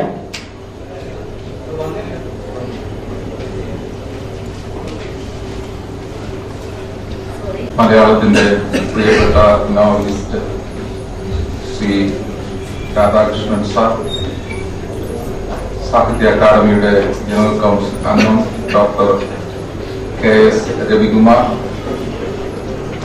മലയാളത്തിലെ പ്രസിദ്ധ സാഹിത്യ നിരൂപകനായ പ്രൊഫസർ M തോമസ് മാത്യു, നമ്മുടെ കോളേജിലെ തന്നെ കറിയ സക്രിയ സാർ, ജെയിംസ് മണിമല സാർ, ഇവിടെ അതിഥികളായിട്ട് എത്തിയിരിക്കുന്ന ഗുരുഭൂതര്, സാഹിത്യകാരന്മാര്, പ്രിയപ്പെട്ട വിദ്യാർത്ഥിനികള്, അധ്യാപകര്, അനധ്യാപകര്, കേന്ദ്ര സാഹിത്യ അക്കാദമിയും സെന്റ് അൽഫോൻസ് കോളേജിലെ മലയാള വകുപ്പും മുട്ടത്തുവർക്കി ജന്മശതാബ്ദി ആഘോഷ കമ്മിറ്റിയും സംയുക്തമായിട്ട് ആഘോഷിക്കുന്ന ഈ സിംബോസിയത്തിന് എല്ലാവിധ ആശംസകളും ഞാൻ നേരുകയാണ്. മലയാളത്തിലെ പ്രമുഖ എഴുത്തുകാരെയും സാഹിത്യകാരന്മാരെയും മുട്ടത്തുവർക്കി സാറിന്റെ മറ്റു സുഹൃത്തുക്കളെയും ആദരവോടെ സെന്റ് ഫ്രാൻസിസ് കോളേജിലേക്ക് ഞാൻ സ്വാഗതം ചെയ്യുന്നു. ഇങ്ങനെ ഒരു പ്രോഗ്രാം ഓർഗനൈസ് ചെയ്യുന്നതിന് നേതൃത്വം കൊടുത്ത ഈ കോളേജിലെ മലയാളം വകുപ്പിനെ ഞാൻ പ്രത്യേകമായിട്ട് അഭിനന്ദിക്കുന്നു. ഇവിടുത്തെ മലയാളം വകുപ്പ് മലയാള ഭാഷയുടെ പഠനത്തിനും ഗവേഷണത്തിനും വലിയ പ്രാധാന്യം കൊടുക്കുന്നുണ്ട്. ഈ കോളേജിലെ തന്നെ ആധുനികമായിട്ടുള്ള എല്ലാ സൗകര്യവും കൂടി നിർമ്മിച്ചിരിക്കുന്ന ഉൽഹന മാപ്പിള സെന്റർ മലയാള ഭാഷയുടെ പഠനത്തിനും ഗവേഷണത്തിനും വേണ്ടി പ്രത്യേകം താല്പര്യം കൊടുക്കുന്നതാണ്. ഉൽഹന മാപ്പിള സെന്റർ എല്ലാവിധ സൗകര്യങ്ങളോടുകൂടി ഈ ഒരു മേഖലയിൽ പ്രവർത്തിക്കുന്നത് നമ്മുടെ കോളേജിനും വളരെ ശക്തി പകരുന്നതാണ്. മുട്ടത്തുവർക്കി സാറ് ചങ്ങനാശ്ശേരിയുടെ പ്രിയ പുത്രനാണ്. ഈ ഒരു പ്രോഗ്രാം ഇതിലൂടെ നമുക്ക് ഓർഗനൈസ് ചെയ്യുവാൻ സാധിച്ചത് നമ്മൾ അദ്ദേഹത്തോട് കാണിക്കുന്ന ആദരവാണ്. അതുപോലെ തന്നെ നമുക്കും ഈ ഒരു സാഹിത്യകാരനോടുള്ള ആദരവ് പ്രകടിപ്പിക്കുന്നതിനുള്ള ഒരു സമയം കൂടിയാണ്. സത്യത്തിൽ ഇന്നത്തെ ഈ ഒരു സിമ്പോസിയം മലയാള ഭാഷയെയും സാഹിത്യത്തെയും ഒക്കെ സ്നേഹിക്കുന്നവരുടെ ഒരു സംഗമമാണ്. നമുക്കറിയാം, മലയാളത്തിന് ക്ലാസിക്കൽ സ്റ്റാറ്റസ് പദവി ലഭിച്ചിരിക്കുന്ന ഈ അവസരം ഭാഷയെയും സാഹിത്യത്തെയും എഴുത്തിനെയും ഒക്കെ അംഗീകരിക്കുകയും പ്രോത്സാഹിപ്പിക്കുകയും ചെയ്യുന്നവരുടെ ഒരു സംഗമം വളരെ അർത്ഥവത്തായിട്ട് നമുക്ക് കാണുവാനായിട്ട് സാധിക്കും. കേന്ദ്ര സാഹിത്യ അക്കാദമിയുടെ ആഭിമുഖ്യത്തിൽ നടക്കുന്ന ഈ പ്രോഗ്രാമില് മലയാളത്തിലെ തലയെടുപ്പുള്ള എഴുത്തുകാരും സാഹിത്യകാരന്മാരുമാണ് ഇവിടെ എത്തിയിരിക്കുന്നത്. ഈ ചങ്ങനാശ്ശേരിയിലെ സാഹിത്യത്തെ സ്നേഹിക്കുന്നവർക്ക് സാഹിത്യത്തെ കുറിച്ച് മനസ്സിലാക്കുന്നതിനും കേൾക്കുന്നതിനുമൊക്കെയുള്ള ഒരു വലിയ അവസരം കൂടിയാണ്. ഈ ഒരു കുടുംബ സംഗമം വളരെ ഭാഗ്യമുള്ള ഒരു ചടങ്ങായിട്ട് ഞാൻ അങ്ങനെ കാണുകയാണ്. ഈ ഒരു പ്രോഗ്രാമിന് എല്ലാവിധ ആശംസകളും നമുക്ക് അറിയിക്കാം. ഈ ഒരു പ്രോഗ്രാം ചങ്ങനാശ്ശേരിയുടെ പുത്രനായ മുട്ടത്തുവർക്കി സാറിനെ അനുസ്മരിക്കുന്നതിനും അദ്ദേഹത്തോടുള്ള ആദരവ് പ്രകടിപ്പിക്കുന്നതിനും കൂടിയുള്ള ഒരു അവസരമാണ്. നമുക്കത് മനസ്സിലാക്കുവാനായിട്ട് നമുക്ക് സാധിക്കണം. അദ്ദേഹം ഭാഷയ്ക്കും സാഹിത്യത്തിനും ചെയ്ത സേവനങ്ങളെ വിലയിരുത്തുന്നതിന് നമുക്ക് സാധിക്കണം. ഇന്നിവിടെ കൂടിയിരിക്കുന്നത് സാഹിത്യത്തിലെ വലിയ ആൾക്കാര്, നിരൂപകര്, എഴുത്തുകാര്, അതേസമയം വിദ്യാർത്ഥികളും വന്നിട്ടുണ്ട്. ഭാഷയും സാഹിത്യവും ഒക്കെ പഠിക്കുന്ന വിദ്യാർത്ഥികൾ ഇവിടെ എത്തിയിട്ടുണ്ട്. എനിക്കറിയാം, അടുത്ത കാലത്തായിട്ട് കോളേജിലെ അഡ്മിഷൻ ക്രമമൊക്കെ പരിശോധിക്കുമ്പോൾ മനസ്സിലാക്കും, ഈ മലയാള ഭാഷ പഠിക്കുന്നതിന് താല്പര്യമുള്ള തലമുറയുടെ എണ്ണം കൂടി വരുന്നുണ്ട്. അപ്പൊ നമ്മുടെ കോളേജിലാണെങ്കിലും ഒക്കെ മറ്റുള്ള സമീപ കോളേജുകളിലും ഒക്കെ ആണെങ്കിലും ഈ മലയാള ഭാഷയോ സാഹിത്യമൊക്കെ പഠിക്കുന്നതിന്, പ്രത്യേകിച്ച് സെന്റ് ഫ്രാൻസിസ് കോളേജ് ഒരു മെൻസ് കോളേജാണ്. ഡിഗ്രി തലത്തിൽ ആൺകുട്ടികളെ ഉള്ളൂ. ആൺകുട്ടികൾ മാത്രമുള്ളെങ്കിലും അവിടെ മുഴുവൻ സീറ്റുകളും ഫില്ലാകുന്ന രീതിയിൽ ആൺകുട്ടികളും ഭാഷയും സാഹിത്യവും പഠിക്കാനായിട്ട് മുന്നോട്ട് വരുന്നുണ്ടെന്നുള്ളത് വളരെ നല്ലതാണ്.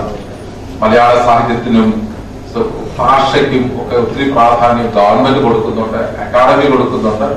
അതുകൊണ്ട് ഇങ്ങനെ ഒരു സംഗമം നമ്മുടെ ഭാഷയെയും സാഹിത്യത്തെയും സ്നേഹിക്കുന്നതിനും അതിന്റെ പ്രാധാന്യം മനസ്സിലാക്കുന്നതിനും കൂടിയുള്ള ഒരു അവസരം കൂടിയാണെന്ന് ഞാൻ ഓർത്തുപോയി എന്ന് മാത്രം. എല്ലാവർക്കും ഭാവങ്ങൾ തന്നുകൊണ്ട് നിർത്തുന്നു. Thank you.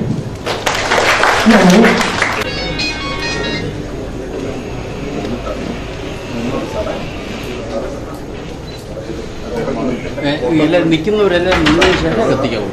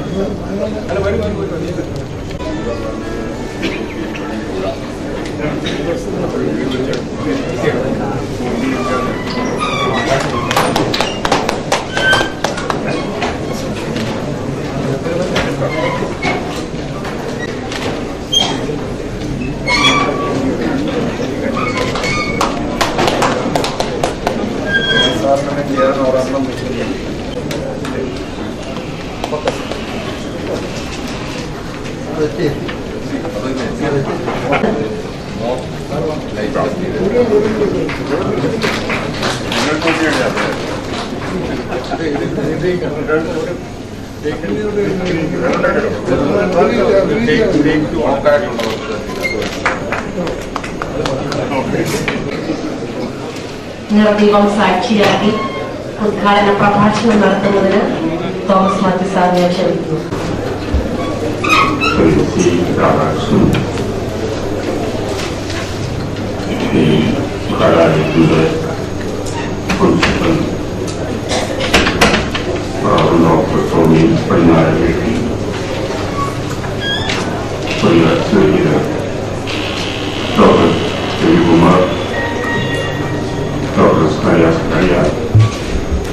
Dr. Davis Manimala,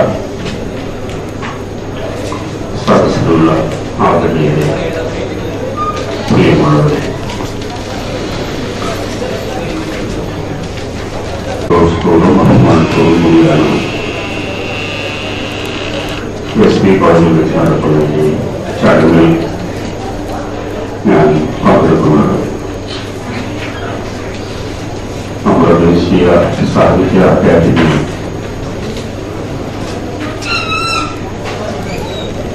കേരളത്തിലെ എഴുത്തുകാരെ വിലയിരുത്താനും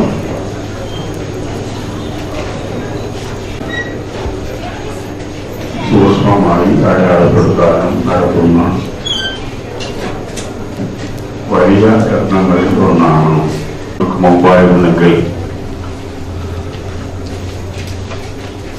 ഒരു ദിവസത്തെ സാഹിത്യ ചർച്ചയ്ക്കുള്ള വിഷയമായി മുട്ടത്തുവഴക്കിയുടെ അതിപ്രഗത്ഭമായ സാഹിത്യ സംഭാവനകളിൽ പരിഗണനീയമായ സാഹിത്യ ലോകത്തിന്റെ പുറത്ത് ഭ്രഷ്ടുവൽപ്പിക്കപ്പെട്ട് കിടന്നിരുന്ന ഒരു മേഖലയിലിരുന്ന മുട്ടത്തുവഴക്കിയെ മലയാള സാഹിത്യത്തിലെ വിശുദ്ധന്മാരുടെ പട്ടികയിൽപ്പെടുത്തി കളയാം അത് തീരുമാനിക്കുന്നു എന്നല്ല അതിന്റെ അർത്ഥം. നമ്മുടെ സമീപനങ്ങളിൽ വ്യത്യാസപ്പെട്ടാകുന്നതാണ്. ഏത് എഴുത്തുകാരനും ാണ് നമ്മുടെ സാഹിത്യ സംസ്കാരം അർത്ഥമുള്ളതായി തീരുന്നത് എന്ന് മനസ്സിലാക്കാനും നാം സാധ്യത. ബൃഹത്തായ ഒരു സാഹിത്യ പ്രപഞ്ചം മറ്റധികം എഴുത്തുകാർ നമ്മുടെ മുമ്പിൽ സൃഷ്ടിച്ചു വെച്ചിട്ടില്ല. ഒരു കാവ്യ സമാഹാരത്തിൽ ആരംഭിച്ച് അതും ശർക്കര പോലെയുള്ള വളരെ സങ്കീർണമായ ദീർഘമായ ഒരു വൃത്തത്തിൽ എഴുതപ്പെട്ട ഒരു കാവ്യഗ്രന്ഥത്തിൽ ആരംഭിച്ച്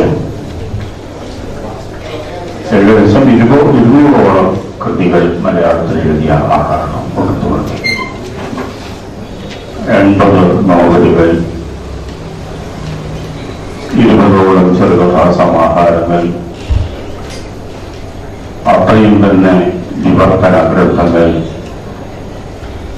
നാടകം, ഇങ്ങനെ ബഹുമുഖ ശാഖകളിൽ വലിയ സംഭാവനകൾ അതൊക്കെ നിർവഹിക്കാൻ ശ്രമിച്ചു. ഒരെഴുത്തുകാരൻ എത്ര എഴുതി എന്നത് സാഹിത്യത്തിൽ പരിഗണിക്കപ്പെടേണ്ട ഒന്നാണോ എന്നതിനെ സംബന്ധിച്ച് തീർച്ചയായും സംശയമുണ്ടാവാം. എപ്പോഴാണ് എഴുത്ത് അർത്ഥമുള്ള എഴുത്തായി തീരുന്നത്, ഒരു മാസ്റ്റർ പീസ് ജനിക്കുന്നത് എപ്പോഴാണ് എന്നും നമുക്ക് പ്രവചിക്കാൻ സാധ്യമല്ല. സന്താന നിയന്ത്രണം ഏർപ്പെടുത്തിയ സാഹിത്യം നേരെയാകുമോ എന്നുള്ളതും നമുക്ക് നിശ്ചയിക്കാൻ പ്രയാസമുള്ള കാര്യമാണ്. പക്ഷെ ഒരു എഴുത്തുകാരൻ ജീവിതം മുഴുവൻ നിസ്തംഭരമായി എഴുതിക്കൊണ്ടിരിക്കുകയും ആ എഴുത്തിലൂടെ തന്റെ അസ്തിത്വം ഉറപ്പിക്കുകയും ആവിഷ്കരിക്കുകയും ചെയ്യുന്നു എന്നത് ശ്രദ്ധിക്കപ്പെടേണ്ട കാര്യം തന്നെയാണ് പൂർണ്ണം. അക്ഷരങ്ങളുടെ ലോകങ്ങളിൽ വ്യാപരിക്കുന്നതാണ് തന്റെ ജീവിതത്തിന്റെ അർത്ഥവും പൊലിമയും എന്ന് വിചാരിക്കുകയും അതിൽ നിന്ന് ഒരിക്കലും മാറാതിരിക്കുകയും ചെയ്ത ആളാണ് മുട്ടത്തോളം ചെയ്യുന്നത്. വളരെ ശ്രദ്ധേയമാണ്. എഴുതാതിരിക്കാൻ കഴിയുന്നത് തീർച്ചയായും നല്ല കാര്യമാണെന്ന് വിചാരം എനിക്കുണ്ട്. തന്റെ എഴുത്തുകാരൻ എഴുതാതിരിക്കാൻ കഴിയുമ്പോൾ എഴുതാതിരിക്കുന്നവൻ കൂടിയാണ് എന്ന വിശ്വാസക്കാരനാണ് ഞാൻ. അതെന്റെ ഒരു പരിമിതിയോട് തോന്നുന്നതാണ്. എൻ്റെ ഒരു അധികം എഴുതാൻ കഴിയാത്തത് കൊണ്ട് ഒരു സിദ്ധാന്തമായി കൊണ്ട് നടക്കുന്നതെന്ന് മാത്രമേ. അതൊന്നൊരു നിയമമേയല്ല. അതുപോലെ നേരത്തെ സൂചിപ്പിച്ചതുപോലെ മലയാളത്തിലെ ഈ നമ്മുടെ ജനസംഖ്യയിൽ വലിയ ഒരു വിഭാഗത്തെ വായനക്കാരായി പരിവർത്തിപ്പിക്കുന്നതിൽ വലിയ സംഭാവന ശരിയായ ഒട്ടത്തുവർക്കിയാണ്. അതായത് യാതൊരു സംശയമില്ല. അക്ഷരം പഠിച്ചാൽ പോരാ, ഈ അക്ഷരം കൊണ്ട് വായിക്കുകയും മനുഷ്യ ജീവിതത്തെ സംബന്ധിക്കുന്ന ആവിഷ്കരണങ്ങളിൽ മനസ്സിനെ ലയിപ്പിക്കുകയും ചെയ്യേണ്ടതുണ്ട് എന്ന്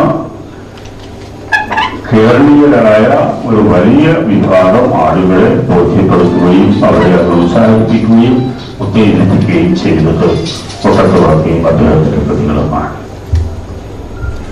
ഈ അർത്ഥത്തിലാണ് ജനകീയതയുടെ സാഹിത്യകാരനാണ്, ജനങ്ങളുടെ സാഹിത്യകാരനാണ്, സാമാന്യ ജനതയുടെ സാഹിത്യകാരനാണ് മുട്ടത്തുവർക്കി എന്ന് പറയുന്നത്. അതൊരു പ്രശംസയായി നമുക്ക് ഉപയോഗിക്കാം. അതെത്തിക്കുന്ന പരിമിതികൾ നമ്മൾ അറിയുകയും ചെയ്യേണ്ടതുണ്ടെന്നത് തീർച്ചയാണ്. ഒരിക്കലും സങ്കീർണമല്ലാത്ത ഒരു ജീവിത മേഖലയെ ആവിഷ്കരിക്കുന്നതിലൂടെ മാത്രമേ ഈ വലിയ വിഭാഗം വായനക്കാരനാക്കി പിടിച്ചു നിർത്താൻ കഴിയുള്ളൂ എന്നത് സത്യതയാണ്. ആ പ്രിയം എവിടെയാണ് കിടക്കുന്നത് എന്ന തിരിച്ചറിവ് മുട്ടത്തുവർക്കിയുടെ ബലഹീനതയുമായിരുന്നു ഞാൻ വിചാരിക്കുന്നു. ബലഹീനതയാണെന്ന് ഞാൻ പറയാൻ കാരണം ഡോക്ടർ സുബാബെ തർജ്ജമ ചെയ്ത ആളാണ് മുട്ടത്തുവർക്കി. ഡോക്ടർ സുബാബെ തർജ്ജമ ചെയ്യേണ്ടതാണ് എന്ന് തീരുമാനിക്കുമ്പോൾ, തർജ്ജമ ചെയ്യാൻ കയ്യിലെടുക്കുമ്പോൾ തീർച്ചയായും സാഹിത്യത്തെ സംബന്ധിച്ചും സാഹിത്യം ആവിഷ്കരിക്കുന്ന ജീവിതത്തിന്റെ അതീവ സങ്കീർണമായ ഒരു ലോകത്തെ സംബന്ധിച്ചുമൊക്കെയുള്ള വലിയ സങ്കല്പങ്ങൾ ഒരാൾക്കുണ്ടാകാൻ നോക്കി. എല്ലാം തർജ്ജമ ചെയ്യാൻ തുടങ്ങുക സാധ്യമല്ല.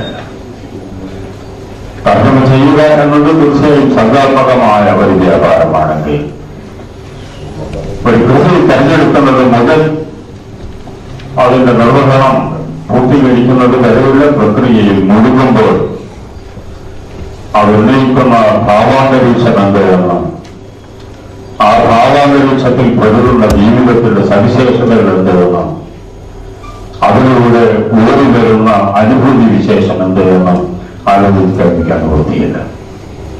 അതറിയുന്ന ഒരാളായിരുന്നു മുട്ടത്തുവർക്കി. വിശ്വമഹാസാഹിത്യത്തിന്റെ ഗരിമയാർന്ന ലോകങ്ങളിലേക്ക് മനസ്സിനെ തിരിച്ചുവിടാൻ ചില നിമിഷങ്ങളിലും ജീവിതത്തിൽ കഴിയുന്ന ഒരാളായിരുന്നു. അതേ സമയത്ത് തന്നെ തന്റെ വായനാ സമൂഹം, തന്റെ നോവലുകളുടെ, തന്റെ കഥകളുടെ വായനാ സമൂഹം എന്നത് ഈ സങ്കീർണതകൾ സ്വീകരിക്കാൻ സന്നദ്ധരല്ലാത്ത ഒരു സമൂഹമാണ് എന്ന് അദ്ദേഹം വിചാരിക്കുകയും ചെയ്തു എന്ന് സംശയമുണ്ട്. അതുകൊണ്ട് തന്നെ വളരെ സരളമായ ജീവിത ബന്ധങ്ങളെ സംബന്ധിച്ച് ഒരു ഫോർമുലയിൽ നമുക്ക് ഒതുക്കാൻ കഴിയുന്ന ജീവിത ബന്ധങ്ങളെ സംബന്ധിച്ച് അദ്ദേഹം പറയാൻ ശ്രമിച്ചു. ഒരൊറ്റ വികാരത്തെ, ഒരൊറ്റ ഭാവത്തെ ആവിഷ്കരിക്കാൻ, ആ ഭാവത്തിൽ ഉപസ്കാരകമായി തീരാവുന്ന മറ്റു ഭാവങ്ങളെ ആവിഷ്കരിക്കാൻ അദ്ദേഹം ശ്രമിച്ചു. തീർച്ചയായും ആ ലോകത്തിൽ മനുഷ്യ ജീവിത ദുഃഖങ്ങളുടെ, ദുരന്തങ്ങളുടെ ഞാൻ പറയും, അതിന്റെ വളരെ ദീനമായ ജീവിത ചിത്രങ്ങൾ നമുക്ക് കാണാൻ കഴിയും. ആ ധീരമായ ചിത്രങ്ങൾ ആവിഷ്കരിക്കുമ്പോഴും അദ്ദേഹം എപ്പോഴും ശ്രദ്ധിച്ചിരുന്നത് അതിലൂടെ ഓടി വരുന്ന പ്രണയാർദ്രമായ ഒരു സങ്കല്പത്തെ എങ്ങനെ വായനക്കാരുടെ മനസ്സിൽ ഉറപ്പിച്ചു നിർത്താൻ കഴിയുന്നത്. അതൊരു സ്ഥിരമായ പാറ്റേണായിട്ട് മുമ്പോട്ട് പോകുന്നത് നമുക്ക് കാണാൻ കഴിയും. അവിടെ വെച്ചാണ് അദ്ദേഹം ബോധപൂർവമായ ഈ ജനകീയ സ്വഭാവം പുലർത്താൻ ഉദ്യമിക്കുന്ന ആ ഒരു സവിശേഷത വന്നു ചേർന്നു. ഒരു എഴുത്തുകാരൻ തന്റെ വായനക്കാരൻ ആരാധിക്കണം എന്നതിനെ സംബന്ധിച്ച് ഏത് വിധത്തിലുണ്ട് സങ്കല്പിക്കണം എന്നതിനെ സംബന്ധിച്ച് പല സിദ്ധാന്തങ്ങളും നമുക്ക് ഉന്നയിക്കാൻ കഴിഞ്ഞെന്ന് വരാം. ആദ്യം പറഞ്ഞത് 60 വർഷങ്ങൾക്ക് ശേഷം ജനിക്കാനിരിക്കുന്ന ഒരു തലമുറയെ ലക്ഷ്യമാക്കിക്കൊണ്ടിരുന്നത്. എന്റെ വായനക്കാർ ഇപ്പോൾ ജനിച്ച വായനക്കാരല്ല, 60 വർഷത്തിന് ശേഷം ജനിക്കാൻ പോകുന്ന ഒരു തലമുറയുടെ സവിശേഷമായ ഭാവുകത്വത്തെ ലക്ഷ്യമാക്കിക്കൊണ്ടാണ് ഞാൻ എഴുതുന്നത്. എന്നെ മുമ്പിലുള്ള ഈ തലമുറ, എന്നെ ചുറ്റുപാടുമുള്ള ഈ സമൂഹം എന്നെ തിരസ്കരിച്ചാൽ ഞാൻ അതിനെ വകവെക്കുന്നില്ല എന്ന തന്റെ ഇടത്തോടുകൂടി എഴുതിയത് സ്റ്റെൻഡോളാണ്. അതിനൊരു നിലപാട്, സാഹിത്യത്തിലുള്ള നിലപാടിന്റെ പ്രശ്നമാണ്. തിരസ്കരിക്കപ്പെടുന്നു എന്നത്, താൽക്കാലികമായി തിരസ്കരിക്കപ്പെടുന്നു എന്നത് ഒരു എഴുത്തുകാരനെ വിലയിരുത്തുന്നതിനുള്ള മാനദണ്ഡമായി തീരുന്നില്ല. സ്വീകരിക്കപ്പെടുന്നു എന്നത് മാനദണ്ഡമാണെന്ന് സംശയമാണ്. എവിടെയാണ് ഇതൊക്കെ ഉറപ്പിച്ചു പറയാൻ കഴിയുന്നത് എന്നതിനെ സംബന്ധിച്ച് എനിക്ക് വളരെ സംശയം. പലപ്പോഴും വലിയ ഗ്രന്ഥങ്ങൾ വായിക്കുന്ന സ്ഥലം, നമുക്കതിപ്പോൾ ഡോസ്റ്റോവസ്കിയുടെ കൃതികൾ വായിക്കുമ്പോൾ എവിടെ കൃതികൾ വായിച്ചു കഴിയുമ്പോഴാണ് അന്തരീക്ഷത്തിൽ ഉള്ളതാൻ കഴിയുന്നത്. വാലന്റൈൻസ് വായിക്കുന്ന സമയത്ത്, ഡോസ്റ്റോയുടെ വാലന്റൈൻസ് വായിക്കുന്ന സമയത്ത് 13 പേജുകൾ വളരെ ക്ലേശിച്ച് വായിച്ച ഒരാളാണ് ഞാൻ. വളരെ ക്ലേശിച്ച് വായിച്ച് തീർത്ത് അടങ്ങുകയുള്ളൂ എന്ന വാശി മനസ്സിലുണ്ടായതുകൊണ്ട് മാത്രം വായിച്ചതാണ്. അതിനുശേഷമാണ് ആ കൃതിയുടെ ലയം എന്താണെന്ന് മനസ്സിലാവുന്നത്, ആൻഡിയുടെ സ്വപ്നം എന്താണെന്ന് മനസ്സിലാവുന്നത്, കുടുസോവിന്റെ ആ പതാക ചിട്ടയുടെ സവിശേഷത എന്താണെന്ന് മനസ്സിലാവുന്നതാണ്. പലപ്പോഴും ഒരു കൃതിയുടെ ഭാവാന്തരീക്ഷത്തിൽ പ്രവേശിക്കാൻ ഒട്ടേറെ തടസ്സങ്ങളുണ്ടാകും. നമ്മൾ ഒത്തിരി മുൻകരുതലുകൾ ആവശ്യമായിരിക്കും. ഈ തരത്തിലുള്ള യാതൊരു മുൻകരുതലുകളുമില്ലാത്ത, സൗന്ദര്യ സൂക്ഷണവും ഇല്ലാതെ തന്നെ നമുക്ക് വായിക്കാൻ കഴിയുന്ന ഒന്നാണ് മുട്ടത്ത് വടക്കുവെടുപ്പ്. സാഹിത്യവും അദ്ദേഹത്തിന്റെ ലോകവും എന്നത് തീർച്ചയായും ശ്രദ്ധിക്കേണ്ട കാര്യം തന്നെ. അത് സാഹിത്യത്തിന്റെ ഒരു വിഭാഗമാണ്. ഭയങ്കര എന്ന് പേരിട്ടാലും കൊള്ളാം, ജനകീയ സാഹിത്യം എന്ന് പേരിട്ടാലും കൊള്ളാം. ഇത്തരം പേരുകളൊന്നും പ്രസക്തമായ കാര്യമല്ല. പക്ഷെ വലിയ സമൂഹത്തെ ഈ സങ്കീർണമായ ജീവിത മണ്ഡലങ്ങളിലേക്കൊന്നും കടക്കാത്ത ഒരു വായനാ സമൂഹത്തെ സൃഷ്ടിക്കുന്നതിനും ആ വായനാ സമൂഹത്തെ അക്ഷരങ്ങളുടെ ലോകത്തിൽ ജീവിക്കാൻ നിർബന്ധിക്കുന്നതിനും സഹായിച്ചത് മുട്ടത്തുവർക്കിയുടെ സാഹിത്യ രചനകളാണ് നഗരത്തെ യാതൊരു സംശയമില്ല. നമ്മുടെ മഹാപ്രതിഭകളുടെ കൂട്ടത്തിൽ മുട്ടത്തുവർക്കിയുടെ പേര് ഉണ്ടാവണം എന്ന് നമ്മൾ സാക്ഷ്യം പിടിക്കുന്നതിൽ അർത്ഥമില്ല ഞാൻ വിചാരിക്കുന്നു. നമ്മുടെ സാഹിത്യം ഒരു കാടാണെങ്കിൽ ഈ കാടായി തീരുന്നത്, വനമായി തീരുന്നത് അതിലെ വൻവൃക്ഷങ്ങളെ കൊണ്ട് മാത്രമല്ല, അതിലെ ഈ ഇടക്കാടുകൾ കൂടി ചേർന്നിട്ടാണ്. വനമുണ്ടാവുന്നത് ഇടക്കാടുകൾ കൂടി ചേർന്നിട്ടാണെന്ന് ഞാൻ വിചാരിക്കുന്നു. നാടകം എന്ന നിലയ്ക്ക് വെറും കുട്ടികൾക്ക് വേണ്ടിയുള്ള രചനകളെന്ന നിലയ്ക്ക് ഒക്കെ അദ്ദേഹം എഴുതുന്ന കൃതികളിൽ ഈ ഒരു ഹൃദയ ഭാവത്തിന്റെ സാരല്യം നമുക്ക് കാണാം. ഋജുവായ മനുഷ്യബന്ധങ്ങൾ ഒരൊറ്റ പാറ്റേണിൽ തന്നെ വാർന്നു വീഴുന്ന ഒരു സ്വഭാവം നമുക്ക് കാണാൻ കഴിയുന്നു. ഒരു കൃതി എഴുതി കഴിയുമ്പോൾ തീർച്ചയായും അടുത്ത കൃതിയുടെ പാറ്റേൺ കൂടി അവിടെ രൂപപ്പെട്ടു പോകുന്നു എന്നത് അതിന്റെ പരിമിതിയാണ്. പലപ്പോഴും തന്നെ അനുകരിക്കുകയും തന്നെ ആവർത്തിക്കുകയും ചെയ്യുന്ന എഴുത്തുകാരനായി അദ്ദേഹം മാറിപ്പോയിട്ടില്ലേ നമുക്ക് സംശയം തോന്നും. ചീത്തയാണോ അല്ലെങ്കിൽ വേറെ കാര്യമാണ്. ഒരു പക്ഷേ അദ്ദേഹത്തിന്റെ ജീവിത സാഹചര്യങ്ങളും അദ്ദേഹത്തിന്റെ വായനക്കാരനെ കുറിച്ചുള്ള സങ്കല്പങ്ങളും ഈ തരത്തിലുള്ള ഒരു ഭാവഗ്രസ്തതയ്ക്ക്, എഴുത്തിന്റെ രീതിയുടെ ഗ്രസ്തതയ്ക്ക് അദ്ദേഹത്തെ നിർബന്ധിച്ചിട്ടുണ്ടാകാമെന്ന് വരാം. തന്നെ അനുകരിക്കുക എന്ന് പറയുന്ന എഴുത്തിന്റെ ലോകത്തിൽ നമുക്ക് സ്വീകരിക്കാൻ കഴിയുന്ന, അംഗീകരിക്കാൻ കഴിയുന്ന ഒരു പ്രവണതയൊന്നുമല്ല. പക്ഷേ ഈ 80-ലേറെ നോവലുകൾ അദ്ദേഹം എഴുതിയെന്ന് പറയുമ്പോൾ ആ 80 നോവലുകളുടെയും അന്തരീക്ഷത്തിൽ ഒരേ ചിട്ട ആവർത്തിക്കുന്നില്ലേ എനിക്ക് സംശയം തോന്നും. ആ ചിട്ടയെ ശ്രദ്ധിക്കാത്ത, അതിന്റെ ഘടനയെ ശ്രദ്ധിക്കാത്ത വായനക്കാരാണ്, തന്റെ വായനക്കാരാണ് അതിനെ വിചാരിച്ചിരുന്നു എന്നാണ് എനിക്ക് തോന്നുന്നത്. അതിലൊന്നും അദ്ദേഹം ഒരു ജീവിത സമസ്യ, ലഘുവായ ജീവിത സമസ്യ, സാഫല്യത്തിലേക്ക് എത്താൻ തടസ്സങ്ങൾ സൃഷ്ടിച്ചുകൊണ്ടേയിരിക്കുന്ന ജീവിത വിധിയുടെ ഈ ലോകം അദ്ദേഹം കാണുന്നു എന്നതിൽ കഴിഞ്ഞ് അത് ഉന്നയിക്കുന്ന മറ്റ് സമസ്യകളിലേക്കൊന്നും പ്രവേശിക്കാത്ത ഒരു സാരല്യത്തിന്റെ ആഖ്യാതാവ്, സരളമായ ജീവിത വൃത്തങ്ങളുടെ ആഖ്യാതാവ്, ആ ആഖ്യാനത്തിൽ ഒരു വലിയ വിജയം നേടിയ, അനനുകരണീയമായ നേട്ടങ്ങളുണ്ടാക്കിയ, വിജയം നേടിയ എഴുത്തുകാരൻ എന്ന നിലയ്ക്ക് മുട്ടത്ത് വർക്കിയെ അടയാളപ്പെടുത്താനാണ് എനിക്ക് ഇഷ്ടം എന്ന് പറയാൻ ഞാൻ ആഗ്രഹിക്കുന്നു. അതുകൊണ്ടാണ് ഞാൻ നേരത്തെ പറഞ്ഞത്, മുട്ടത്ത് വർക്കിയെ മലയാള സാഹിത്യത്തിലെ വിശുദ്ധന്മാരിൽ ഒരാളായി അവരോധിക്കാനല്ല, അഭിഷേകം ചെയ്യാനല്ല ഈ പരിപാടി മുട്ടത്ത് വർക്കി ഇവിടെ നിൽക്കുന്നു. അത് നമ്മുടെ ഭാവങ്ങളുടെ ചരിത്രത്തിൽ ഇവിടെ നിൽക്കുന്നു. അത് അടയാളപ്പെടുത്തി നമ്മളുടെ ബോധങ്ങളെ, സാഹിത്യ ബോധങ്ങളെ നവീകരിക്കുന്നതിനുള്ള ഒരവസരമായി നമുക്കിതിനെ ഉപയോഗിക്കാം എന്ന് പറഞ്ഞ് നിങ്ങളുടെ അനുവാദത്തോടുകൂടി ഞാൻ ഈ സാഹിത്യ അക്കാദമിയുടെ ഈ ചർച്ച പരിപാടി ഔപചാരികമായി ഉദ്ഘാടനം ചെയ്തതായി അറിയിക്കുന്നു.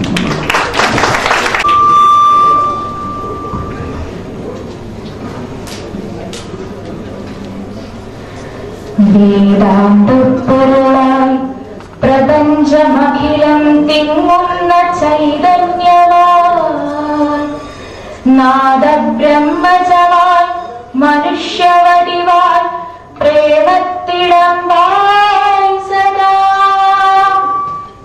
പൂർണ്ണാനന്ദ നികേതമായി വിലസുമെൻ പ്രാണേശ്വരാമേശുവിൻ പാദം ചേർന്നു ജയിച്ചിടുന്ന ജനനീ തൃക്കാൽക്കിതാ കൂപ്പുകൈ.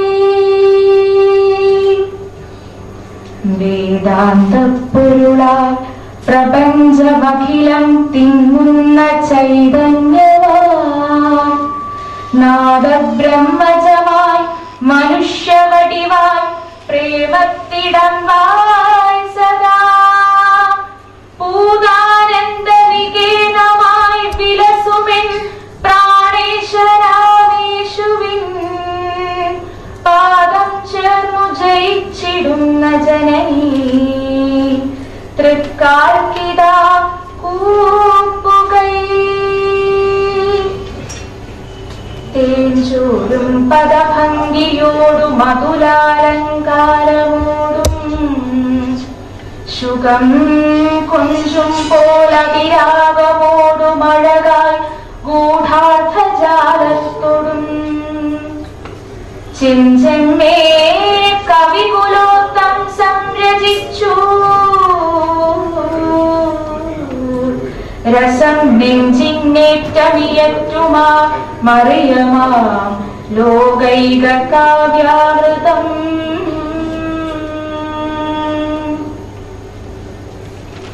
പൊന്നോമൽ പുലകാലവായുമുരളി ഗീതങ്ങൾ പാടുന്നതും നന്നായി പുഷ്പവനങ്ങൾ നൂറുമണിയാൻ പൂവല്ലി പൂക്കുന്നതും എന്നും വെള്ളി വിളക്കുകൾക്കു സമമായി താരങ്ങൾ ശോഭിപ്പതും കന്യാരത്ന വിഭൂഷയാൻ ജനനി തൻ പാദങ്ങൾ പൂജിപ്പതാ. തേനഞ്ചും കവിതാ സുമങ്ങളഴകായി കോർക്കും കവിശ്രേഷ്ഠരും ജ്ഞാനക്കണ്ണുകൾ കൊണ്ടു കാലമഖിലം കാണുന്ന യോഗീന്ദ്രരും ഊനാതീത സുഖങ്ങളാർന്ന സുരരും സന്തുഷ്ടി പൂകുന്നു. ദിവ്യാനന്ദാമൃതമാധുരീരസമിഴും മേരീ പദം കൂപ്പവേ. മഞ്ഞിൻ തുള്ളികളല്ലലറ്റു ചെറുതാ പുല്ലിൻ കൊടിത്തുമ്പിലും മഞ്ജുത്വം കലരുന്ന മഞ്ചരിയിലും ഹേമന്തകാലങ്ങളിൽ മഞ്ഞപ്പൊന്നൊളി പൂണ്ടുഷസ്സിലഹിലം മിന്നുന്ന രത്നങ്ങളായി 500,000 ഒത്തുദേവതതി പോൽ പൂജിക്കും അമ്മയെ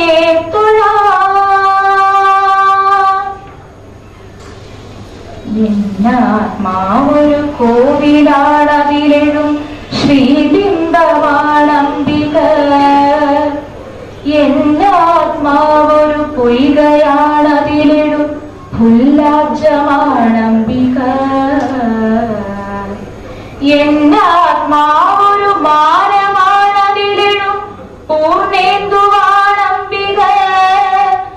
എന്നാത്മാവൊരു വീണയാണതിലെഴും സംഗീതമാണംബിക. എന്നാത്മാവൊരു കോവിലാണതിലെഴും ശ്രീബിംബമാണംബിക. എന്നാത്മാവൊരു പൊയ്കയാണതിലെഴും പുല്ലാബ്ജമാണംബിക. എന്നാത്മാവൊരു മാനമാണതിലെഴും പൂർണേന്ദുവാണംബിക. എന്നാത്മാവൊരു വീണയാണതിലെഴും സംഗീതമാണംബിക.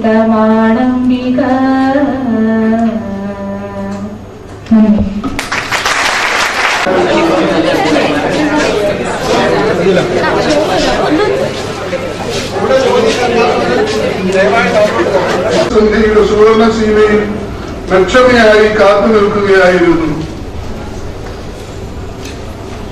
ജീവിതം വെറുമൊരു സ്വപ്നമല്ലെന്ന് ചിന്നമ്മയ്ക്ക് തോന്നി. ഇന്നത്തെ ഭാഗം ശ്രദ്ധിച്ചോളൂ. ഇത്രയും വരെ നമ്മൾ സ്വപ്നഭൂമിയിലാണ് സഞ്ചരിച്ചുകൊണ്ടിരിക്കുന്നത്. അടുത്തത്, ജീവിതം ഒരു സ്വപ്നമല്ലെന്ന് ചിന്നമ്മയ്ക്ക് തോന്നി. ദൂരെ നിന്ന് മോട്ടോർ സൈക്കിളിന്റെ കുടുകുട ശബ്ദം കേൾക്കുന്നു. അവൾ രോമഹർഷം തോന്നി. കുടുകുട ശബ്ദം വെറും കേട്ടിട്ടുണ്ടെങ്കിലും ചിന്തമ്മയെ പോലെ രോമഹർഷം ഉൾക്കൊള്ളാൻ കഴിഞ്ഞിട്ടുള്ളത് എത്ര പേരുണ്ടെന്ന് എനിക്ക് അറിഞ്ഞില്ല. എങ്കിലും പരിശോധിക്കാവുന്നതാണ്. ജീവിതത്തിലെ ഏറ്റവും പ്രിയങ്കരമായ നാട് ഏതാ? കുടുകുട ശബ്ദം. അവളുടെ പ്രിയതമൻ വരുന്നു. അതാ അദ്ദേഹം വന്നു. തങ്കച്ചനും ചിന്നമ്മയും പ്രേമസാന്ദ്രവും വിശാലവുമായ ആ വക്ഷത്തിൽ അവൾ തലചായിച്ചു. ക്യാമറ മുന്നോട്ട് ക്ലോസ് ഷോട്ടപ്പിനുള്ള അവസരമാണ് ഇത് തലചായിക്കുന്ന രംഗം. അവളുടെ കറുത്തിരുണ്ട് ചുരുണ്ടു നീണ്ട തലമുടി അവൻ തലോടി. കിഴക്കേ ആകാശത്തിലെ വസന്തത്തിൽ പൗർണമിചന്ദ്രൻ മഞ്ജുള മരീചികൾ നീലാകാശത്തിൽ പരത്തി. പകുതി അടഞ്ഞ കണ്ണുകളോടും പുഞ്ചിരി വിടർന്ന ചെമന്ന അതിരകളോടും കൂടി ചിന്നമ്മ തങ്കച്ചന്റെ മുഖത്തേക്ക് നോക്കി. പൈങ്കിളി എന്തോ. ഇവിടെ നോവൽ അവസാനിക്കുകയാണ്. ഈ പറഞ്ഞ് വായിച്ച ഭാഗം മനസ്സിൽ സംഗ്രഹിക്കുക. അങ്ങനെയാണ് ബൈബിൾ പറയുന്നത്. മനസ്സിൽ സംഗ്രഹിച്ചു കഴിഞ്ഞാൽ ഞാൻ ഈ പേപ്പറിൽ പറയാൻ പോകുന്ന കാര്യങ്ങൾ പ്രസക്തമാണോ എന്ന് നിങ്ങൾക്ക് മൂല്യനിർണ്ണയം ചെയ്യാം. മുട്ടത്തുവർക്കിയുടെ ജനപ്രിയ രചനകൾ അതൊരു പോരായ്മയായിട്ട് ഞാൻ പരിഗണിക്കാത്തതുകൊണ്ട് നല്ല അർത്ഥത്തിൽ ഉപയോഗിക്കുകയാണ്. ജനപ്രിയ രചനകൾ 21ാം നൂറ്റാണ്ടിൽ പ്രഹേളികയായി വികസിക്കുകയാണ് കേരളത്തിൽ. കഴിഞ്ഞ നൂറ്റാണ്ടിൽ മുട്ടത്തുവർക്കിയുടെ ജീവിതകാലത്ത് തുടർന്നുള്ള 1-2 ദശകങ്ങളിലും പൈങ്കിളി സാഹിത്യമെന്ന് മുദ്രകുത്തി സഹൃദയരായ മലയാളികൾ പാടാത്ത പൈങ്കിളി, പട്ടുതുവാല, മയിലാടും കുന്ന്, കലകാനാക്കടവ്, 6-ാം പ്രമാണം തുടങ്ങിയ ജനപ്രിയ രചനകളെ സാഹിത്യത്തിന്റെ ചുറ്റുവട്ടത്തു നിന്ന് പുറത്തു നിർത്തിയിരുന്നു.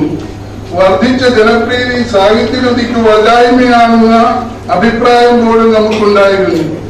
21ാം നൂറ്റാണ്ടിലെത്തുമ്പോൾ പാശ്ചാത്യ സ്വാധീനം കൊണ്ടും ജനപ്രിയ സംസ്കാരത്തിന് പുതിയ മാധ്യമ സങ്കേതങ്ങളിലൂടെ ലഭിച്ച അംഗീകാരം കൊണ്ടും ജനപ്രിയ സാഹിത്യത്തിന്റെ മതിപ്പ് വർദ്ധിച്ചു. എന്റെ മാന്യ സ്നേഹിതന് എനിക്കൊരു വലിയ ക്രെഡിറ്റ് തന്ന കേരള സംസ്കാര പഠനത്തിന്റെ ആശയാവലികളിലൂടെ മുട്ടത്തുവർക്കി സ്വീകാര്യം നൽകുന്നതിന് ഞാനൊരു പങ്ക് വയ്ക്കുന്നു. അദ്ദേഹം നൽകിയ ബഹുമതി ഞാൻ സ്നേഹപൂർവ്വം നിരസിക്കുന്നു എന്ന് പറയാനുള്ള കാര്യമുണ്ട്. അങ്ങനെയല്ല സംഭവിച്ചത്. ഒരു നിവർത്തികേട് നമുക്ക് സംഭവിച്ചിരിക്കുന്നു. ഇപ്പോൾ ലോകം എങ്ങും ജനപ്രിയ സംസ്കാരത്തിന് മതിപ്പ് വർദ്ധിച്ചപ്പോൾ മലയാളിക്ക് കൂടെ ഓടാതിരിക്കാൻ നിവൃത്തിയില്ല. അതുകൊണ്ട് ഷാജി ജേക്കബൊക്കെ പ്രബന്ധം എഴുതിയിരുന്നു, ഞാനും എഴുതും. കാരണം അങ്ങനെ എഴുതാതെ നമുക്ക് മുന്നോട്ട് പോകാൻ കഴിയാത്ത ഒരു നിവൃത്തികളിൽ മലയാളിക്കും ഈ രംഗത്ത് പാരമ്പര്യമുണ്ടെന്ന് പറയാൻ ഉപകരിക്കുന്ന ഒരു ബിംബമായി വർക്കിസാർ നമുക്ക് ഉപകരിക്കുന്നു. അത്തരം ഒരു സാംസ്കാരിക ആവശ്യം നിറവേറ്റാൻ വർക്കിസാറിന് കഴിയുന്നു എന്നുള്ളതാണ് ഇത്തരം ഒരു അനുസ്മരണം തെളിയിക്കുന്നത്.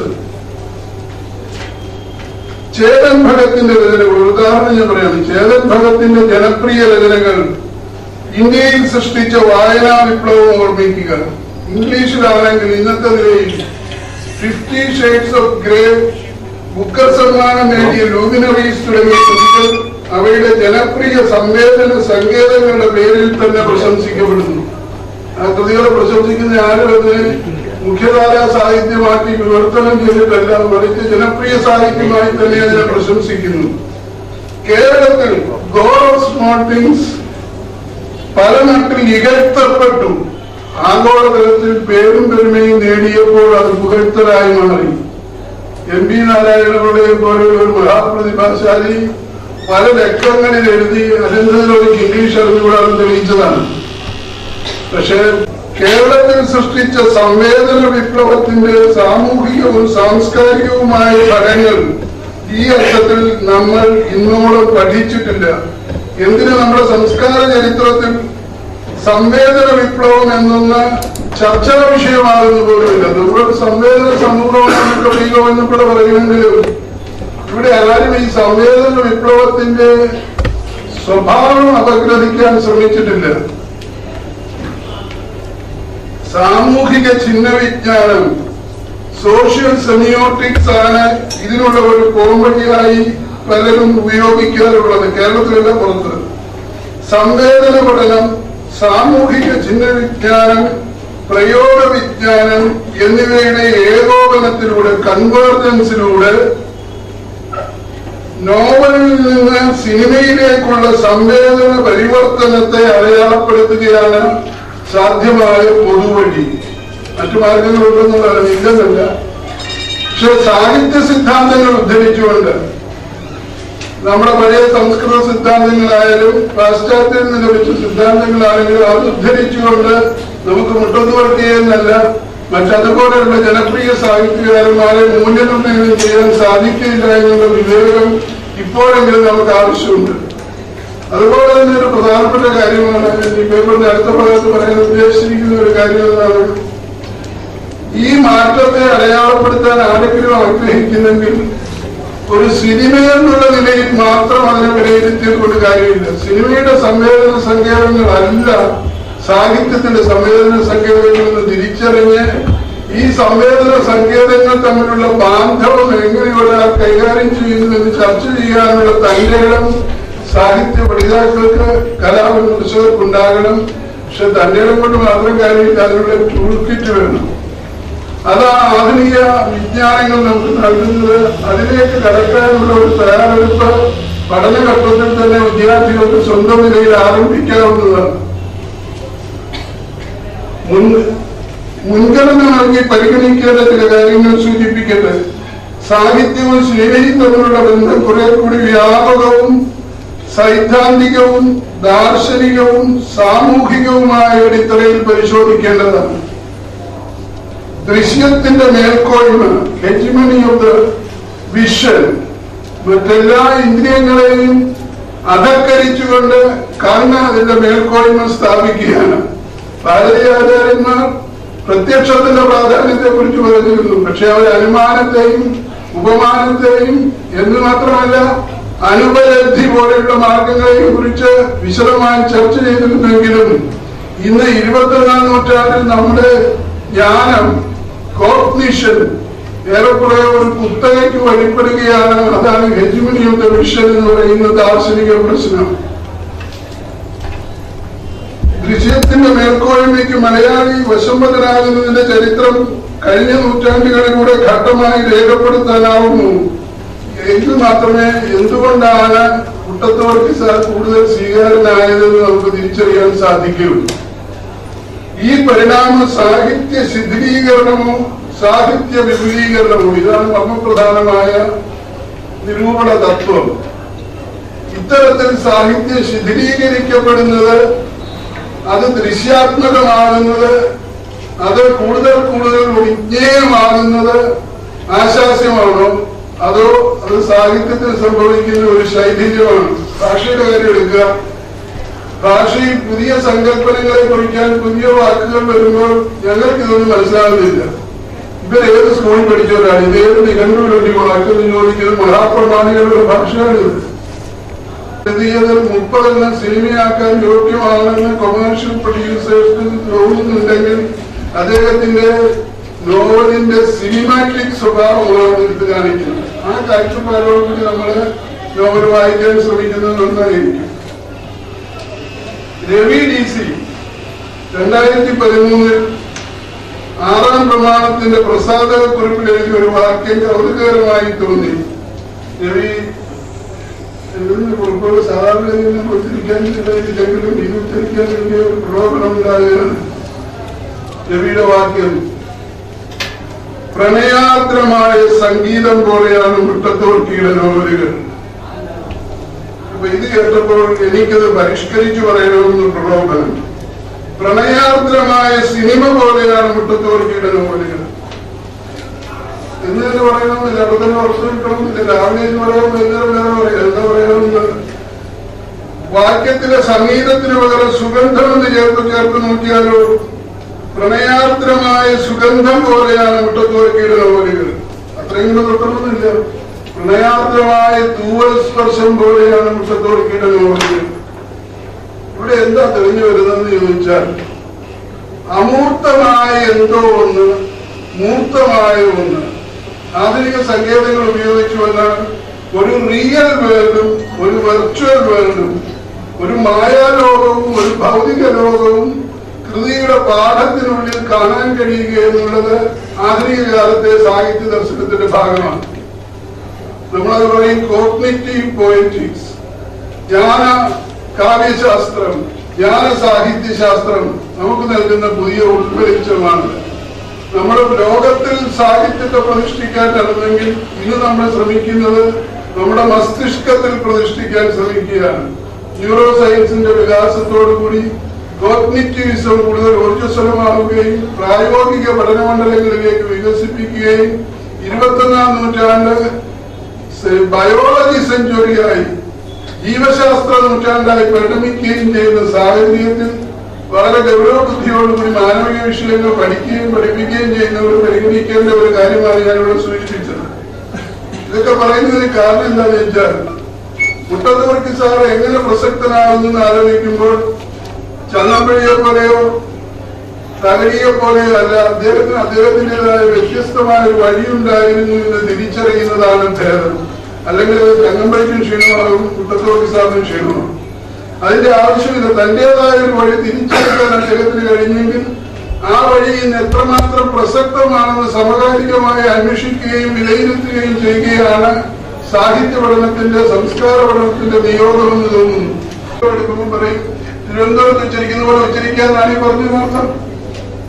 പക്ഷേ അങ്ങനെ ഭാവിച്ചു കൊടുക്കാൻ പറ്റില്ല.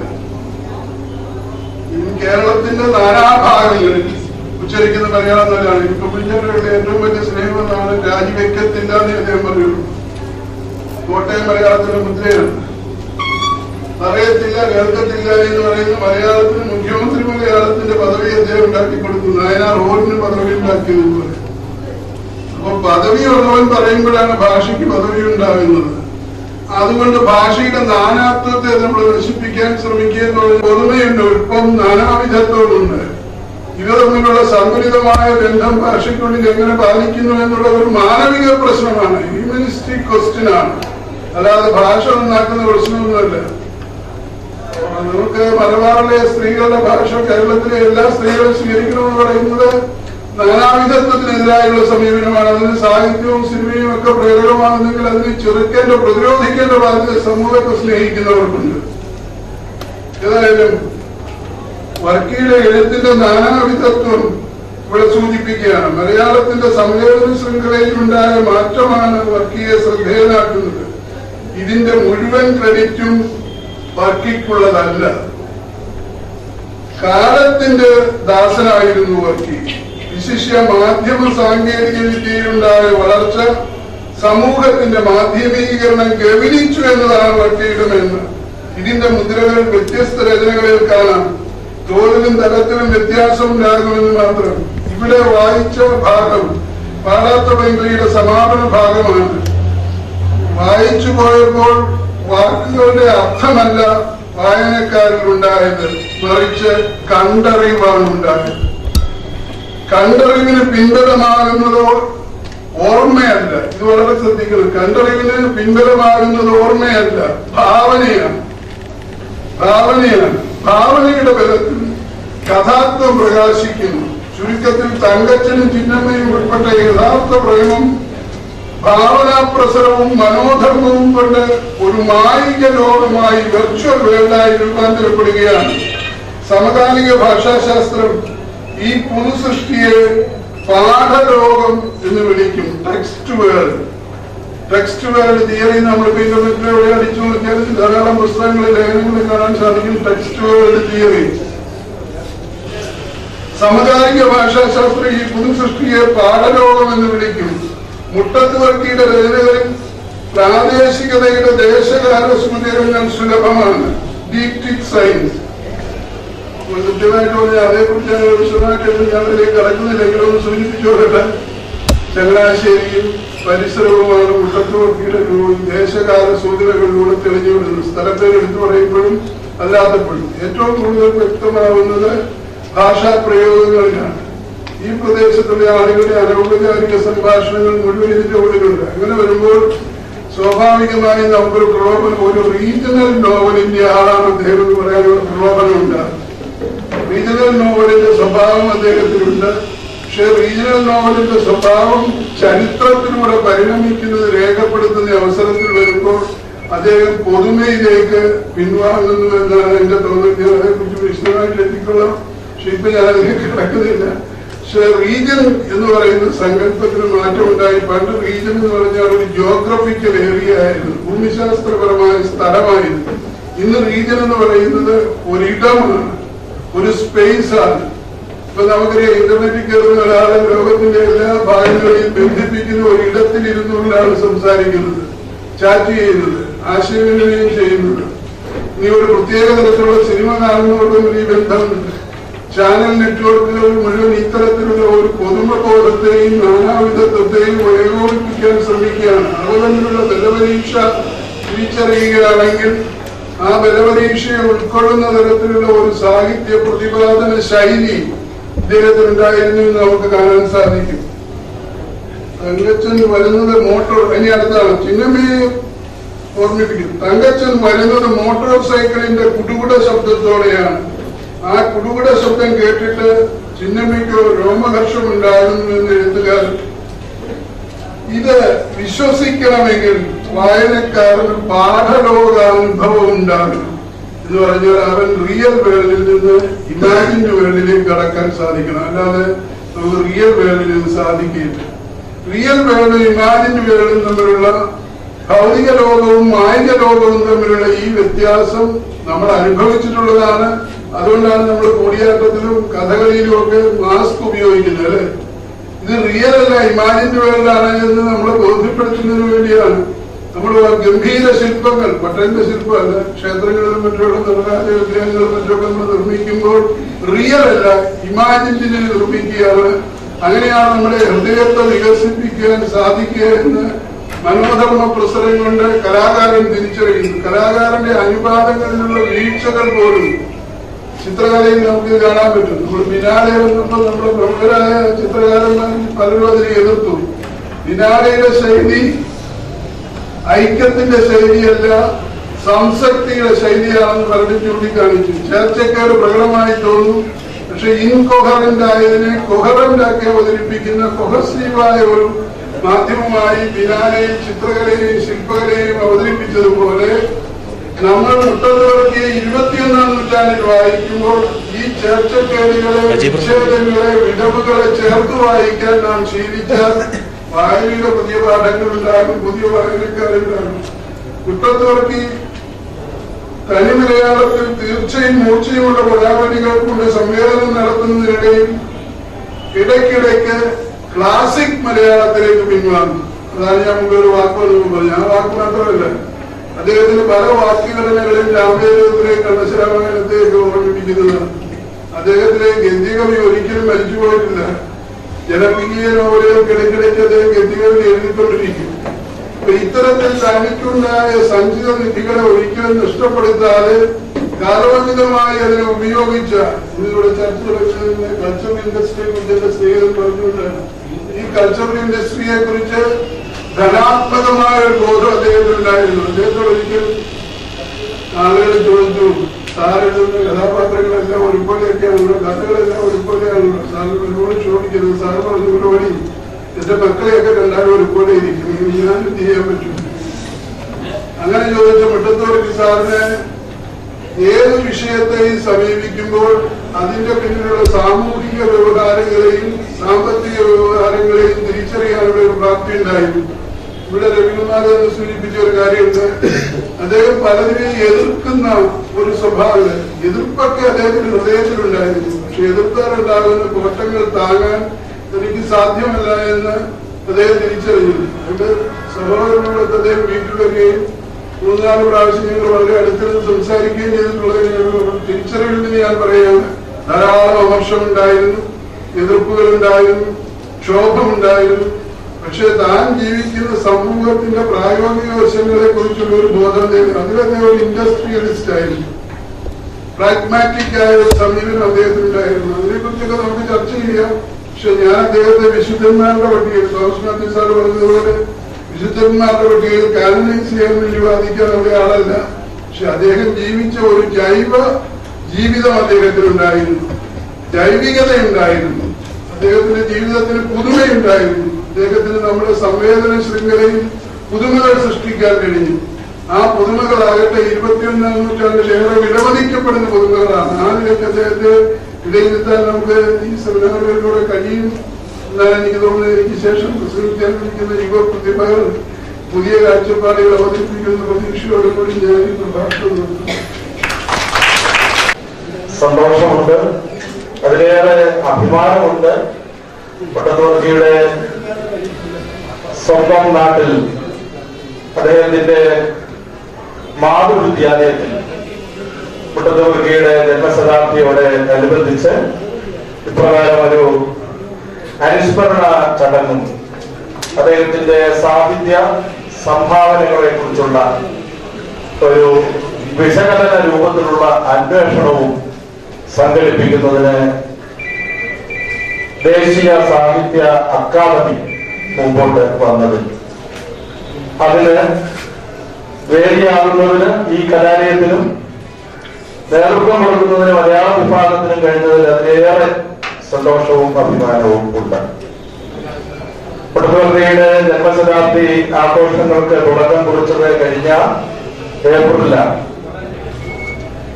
ഇത് നാട്ടുകാരുടെയും പട്ടത്തുവർക്കിയുടെ സാഹിത്യത്തെ സ്നേഹിക്കുകയും വളരെ ആദരവോടുകൂടി, വളരെ കരുതലോടും പരിഗണനയോടും കൂടി അദ്ദേഹത്തിന്റെ സാഹിത്യ സംഭാവനകളെ കുറിച്ചും അദ്ദേഹവുമായി ഉണ്ടായിരുന്ന ആ ബന്ധത്തെ കുറിച്ചുമൊക്കെ ആ ജന്മശതാബ്ദി ആഘോഷ കമ്മിറ്റിക്ക് ഒരു വലിയ താല്പര്യമുണ്ടായിരുന്നു.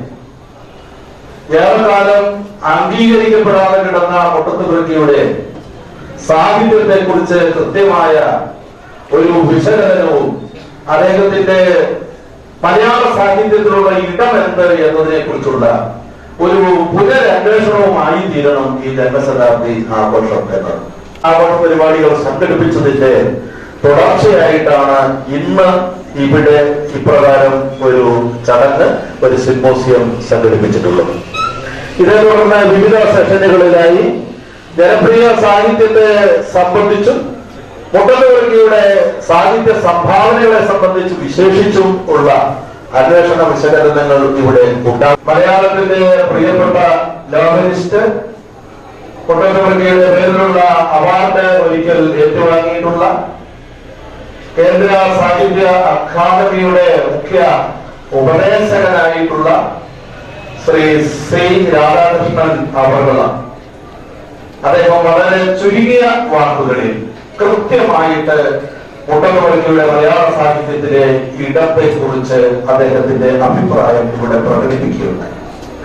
ഞാൻ സാറിനോട് പറയുകയായിരുന്നു, വളരെ കൃത്യമായിട്ടുള്ള വിശകലനമാണ് സി രാധാകൃഷ്ണൻ സാറ് നടത്തിയിട്ടുള്ളത്. വളരെ സന്തോഷമുണ്ട്. തീർച്ചയായും സാറിന്റെ അഭിപ്രായങ്ങൾ സാഹിത്യ ലോകം ഗൗരവത്തോടുകൂടി തന്നെ പരിഗണിക്കും. മുട്ടത്തുവർക്കിക്ക് നഷ്ടപ്പെട്ട ആ ഒരു ഇടം, അതാണ് ശരിയായ ഒരു സൂചന എന്ന് ഞാൻ കരുതുന്നു. യഥാർത്ഥത്തിൽ അവിടെ ഉണ്ടായിരുന്ന ആ ഇടം അദ്ദേഹത്തിന് നൽകിയിട്ടില്ല എന്നുള്ളതായിരുന്നു വാസ്തവം. അങ്ങനെ നഷ്ടപ്പെട്ട ആ ഇടം തിരിച്ചെടുക്കുന്നതിന് തീർച്ചയായും ശ്രീ രാധാകൃഷ്ണൻ സാറിനെ പോലെയുള്ളവരുടെ ഇത്തരത്തിലുള്ള നിരീക്ഷണങ്ങൾ ഉപകരിക്കും. വളരെ സന്തോഷമുണ്ട്. അതോടൊപ്പം തന്നെ കേന്ദ്ര സാഹിത്യ അക്കാദമിയുടെ ഇത്തരത്തിലുള്ള ഒരു പ്രോഗ്രാം ഇവിടെ കൊണ്ടുവരുന്നതിന് പിന്നിൽ ശ്രീ രാധാകൃഷ്ണൻ സാറിന്റെ ഒരു വലിയ മനസ്സ് പ്രവർത്തിച്ചിട്ടുണ്ട്. വളരെ സന്തോഷത്തോടുകൂടി എല്ലാവരുടെയും പേരിൽ സാഹിത്യ അക്കാദമിയുടെയും ഇവിടെ കൂടിയിരിക്കുന്ന എല്ലാവരുടെയും പേരിലുള്ള നന്ദി ഞങ്ങൾ അറിയിക്കുകയാണ്. ഉദ്ഘാടന പ്രഭാഷണം നിർവഹിച്ചത്, ഇവിടെ തിരി കൊളുത്തിക്കൊണ്ട് ഈ 2 ദിവസത്തെ ഈ സിംപോസിയത്തിന് തുടക്കം കുറിച്ചത് കേന്ദ്ര സാഹിത്യ അക്കാദമിയുടെ ഉപദേശക സമിതി അംഗം കൂടിയായ പ്രൊഫസർ തോമസ് മാത്യു സാറാണ്. നമുക്കറിയാം, മലയാള സാഹിത്യ ലോകം, മലയാള നിരൂപണ ലോകം എപ്പോഴും വളരെ ശ്രദ്ധാപൂർവം കാതോർക്കുന്ന ശബ്ദമാണ് തോമസ് മാത്യു സാറിന്റേത്. വിവിധ ഗവൺമെന്റ് കോളേജുകളിൽ അധ്യാപകനായിരുന്നു, പ്രിൻസിപ്പലായിരുന്നു. ഇപ്പോഴും നിരൂപണ സാഹിത്യ രംഗത്ത് സജീവ സാന്നിധ്യമായ പ്രിയപ്പെട്ട തോമസ് മാത്യു സാറിന് എല്ലാവരുടെയും പേരിലുള്ള നന്ദി അറിയിക്കുകയാണ്. ഡോക്ടർ KS രവികുമാർ ദേശീയ സാഹിത്യ അക്കാദമിയുടെ ഉപദേശക സമിതി അംഗമാണ്. വിവിധ കോളേജുകളിൽ അധ്യാപകനായിരുന്നു. ഇപ്പോൾ കാലടി സർവകലാശാലയുടെ മലയാള വിഭാഗം അധ്യക്ഷനാണ്. സക്രിയ സാറിന്റെ തുടർച്ചക്കാരനാണ്. മലയാള ചെറുകഥ നിരൂപണ രംഗത്ത് വളരെ ശ്രദ്ധേയനായിട്ടുള്ളയാളാണ് ഡോക്ടർ KS രവികുമാർ സാറ്. വളരെ സന്തോഷത്തോടുകൂടി അദ്ദേഹത്തിന് ഞങ്ങൾ നന്ദി രേഖപ്പെടുത്തുകയാണ്. ഡോക്ടർ സക്രിയ സാറ് അദ്ദേഹം ഇപ്പോൾ സംസാരിക്കുന്നതെന്നാണ് ഞാൻ എന്റെ വാക്കുകൾ ആരംഭിച്ചത്. SP കോളേജില് ദീർഘകാലം, പ്രത്യേകിച്ച് ഏതാണ്ട് 4 നൂറ്റാണ്ട് കാലം, 25 വർഷത്തോളം ഇവിടെ മലയാള വിഭാഗത്തിൽ അധ്യാപകനായിരുന്നു. തുടർന്നാണ് അദ്ദേഹം കാലടി സർവകലാശാലയിലേക്ക് നീങ്ങിയത്. നമുക്കറിയാം, ഗവേഷണ ലോകവും സാഹിത്യ നിരൂപണ ലോകവും അതുപോലെ തന്നെ സക്രിയ സാറിന്റെ ശബ്ദത്തിന് ചെവി കൊടുക്കുന്നുണ്ട്. അദ്ദേഹത്തിന്റെ അഭിപ്രായം എന്ത് എന്ന് അറിയുവാൻ എപ്പോഴും സാഹിത്യ കുതിരികളായ ആളുകൾ ഭാഷാവിഷയത്തിലും ഒക്കെ വളരെ ശ്രദ്ധാപൂർവം വിചിന്തനങ്ങളും അന്വേഷണങ്ങളും ഒക്കെ നടത്തുന്നവർ എപ്പോഴും ശ്രദ്ധ കൊടുക്കാറുണ്ട്. സാറിന്റെ ശബ്ദത്തിന് വളരെ വളരെ ശ്രദ്ധേയമായ ചില നിരീക്ഷണങ്ങൾ മുട്ടത്തുവർക്കിയുടെ സാഹിത്യത്തെ സംബന്ധിച്ച് അദ്ദേഹം ഇവിടെ അവതരിപ്പിക്കുകയുണ്ടായി. വളരെ സന്തോഷത്തോടുകൂടി സക്രിയ സാറിന് നന്ദി രേഖപ്പെടുത്തുകയാണ്. അതോടൊപ്പം തന്നെ ഇവിടെ ആശംസ പറഞ്ഞ ബഹുമാനപ്പെട്ട പ്രിൻസിപ്പൽ, അദ്ദേഹം ഇപ്പോൾ വേദിയിലില്ല, വളരെ താല്പര്യപൂർവ്വം ഈ കാര്യത്തെ കുറിച്ച് കേട്ടപ്പോൾ മുതൽക്ക് ഇതിന് നേതൃത്വം നൽകുന്ന രീതിയിൽ തന്നെ എല്ലാ കാര്യങ്ങളെ കുറിച്ചുള്ള അന്വേഷണങ്ങൾ അദ്ദേഹം നടത്തിക്കൊണ്ടിരുന്നു. വളരെ ശ്രദ്ധേയമായ ചില നിരീക്ഷണങ്ങളൊക്കെ അദ്ദേഹവും നടത്തിയിട്ടുണ്ട്. ഭാഷാ വിഷയത്തിലും സാഹിത്യ വിഷയത്തിലും ഒക്കെ കൂടുതൽ പഠനവും താല്പര്യവും പ്രകടിപ്പിക്കുന്ന വിദ്യാർത്ഥികൾക്ക് ഇത്തരത്തിലുള്ള സെമിനാറുകൾ തീർച്ചയായിട്ടും പ്രയോജനപ്രദമായി ഭവിക്കുമെന്ന് അദ്ദേഹം സൂചിപ്പിക്കുകയുണ്ടായി. സന്തോഷത്തോടുകൂടി ബഹുമാനപ്പെട്ട പ്രിൻസിപ്പൽ ടോമി പടിഞ്ഞാറേ വീട്ടിലച്ഛനും നന്ദി രേഖപ്പെടുത്തുകയാണ്. അതോടൊപ്പം തന്നെ തുടർന്നുള്ള സെഷനുകളിലൊക്കെ ഇവിടെ പേപ്പറുകൾ അവതരിപ്പിക്കുന്നവര്, അധ്യക്ഷത വഹിക്കുന്നവര്, വളരെ ശ്രദ്ധേയമായ വ്യക്തിത്വത്തിന്റെ ഉടമകളായിട്ടുള്ളവര്, ആരെയും ഞാൻ പേരെടുത്ത് എന്റെ സമയം, ഈ നിങ്ങളുടെ വിലപ്പെട്ട സമയം ഞാൻ അപഹരിക്കുന്നില്ല. ഈ കലാലയത്തിലെ വിദ്യാർത്ഥികൾ ഇവിടെയുണ്ട്, പൂർവ്വ വിദ്യാർത്ഥികളായിട്ടുള്ളവരുണ്ട്, മുട്ടത്തുവർക്കിയുടെ ബന്ധുമിത്രാദികളുണ്ട്, ആഘോഷ കമ്മിറ്റിയുടെ ചെയർമാനും കൺവീനറും ഒക്കെ ഉണ്ട്. വിവിധ കലാലയങ്ങളിൽ നിന്ന് ഇവിടേക്ക് വന്നിട്ടുള്ളവരുണ്ട്. കാലടി സർവകലാശാലയിൽ നിന്ന് വന്നിട്ടുള്ള അധ്യാപകരും വിദ്യാർത്ഥികളുമുണ്ട്. NSS കോളേജിൽ നിന്ന് വന്നിട്ടുള്ളവരുണ്ട്. അതോടൊപ്പം തന്നെ അസംഷൻ കോളേജിൽ നിന്ന് വന്നിട്ടുള്ളവരുണ്ട്, ഈ കോളേജിലെ വിദ്യാർത്ഥികളുണ്ട്. ഏതാണ്ട് ഇതിപ്പോൾ രജിസ്റ്റർ ചെയ്ത വിദ്യാർത്ഥികൾ തന്നെ 197 പേരുണ്ട് എന്നാണ് മനസ്സിലാക്കുന്നത്. അധ്യക്ഷൻ എം.കെ. മാധവൻ നായർ സാർ നമ്മളോട് സംസാരിക്കുന്നു.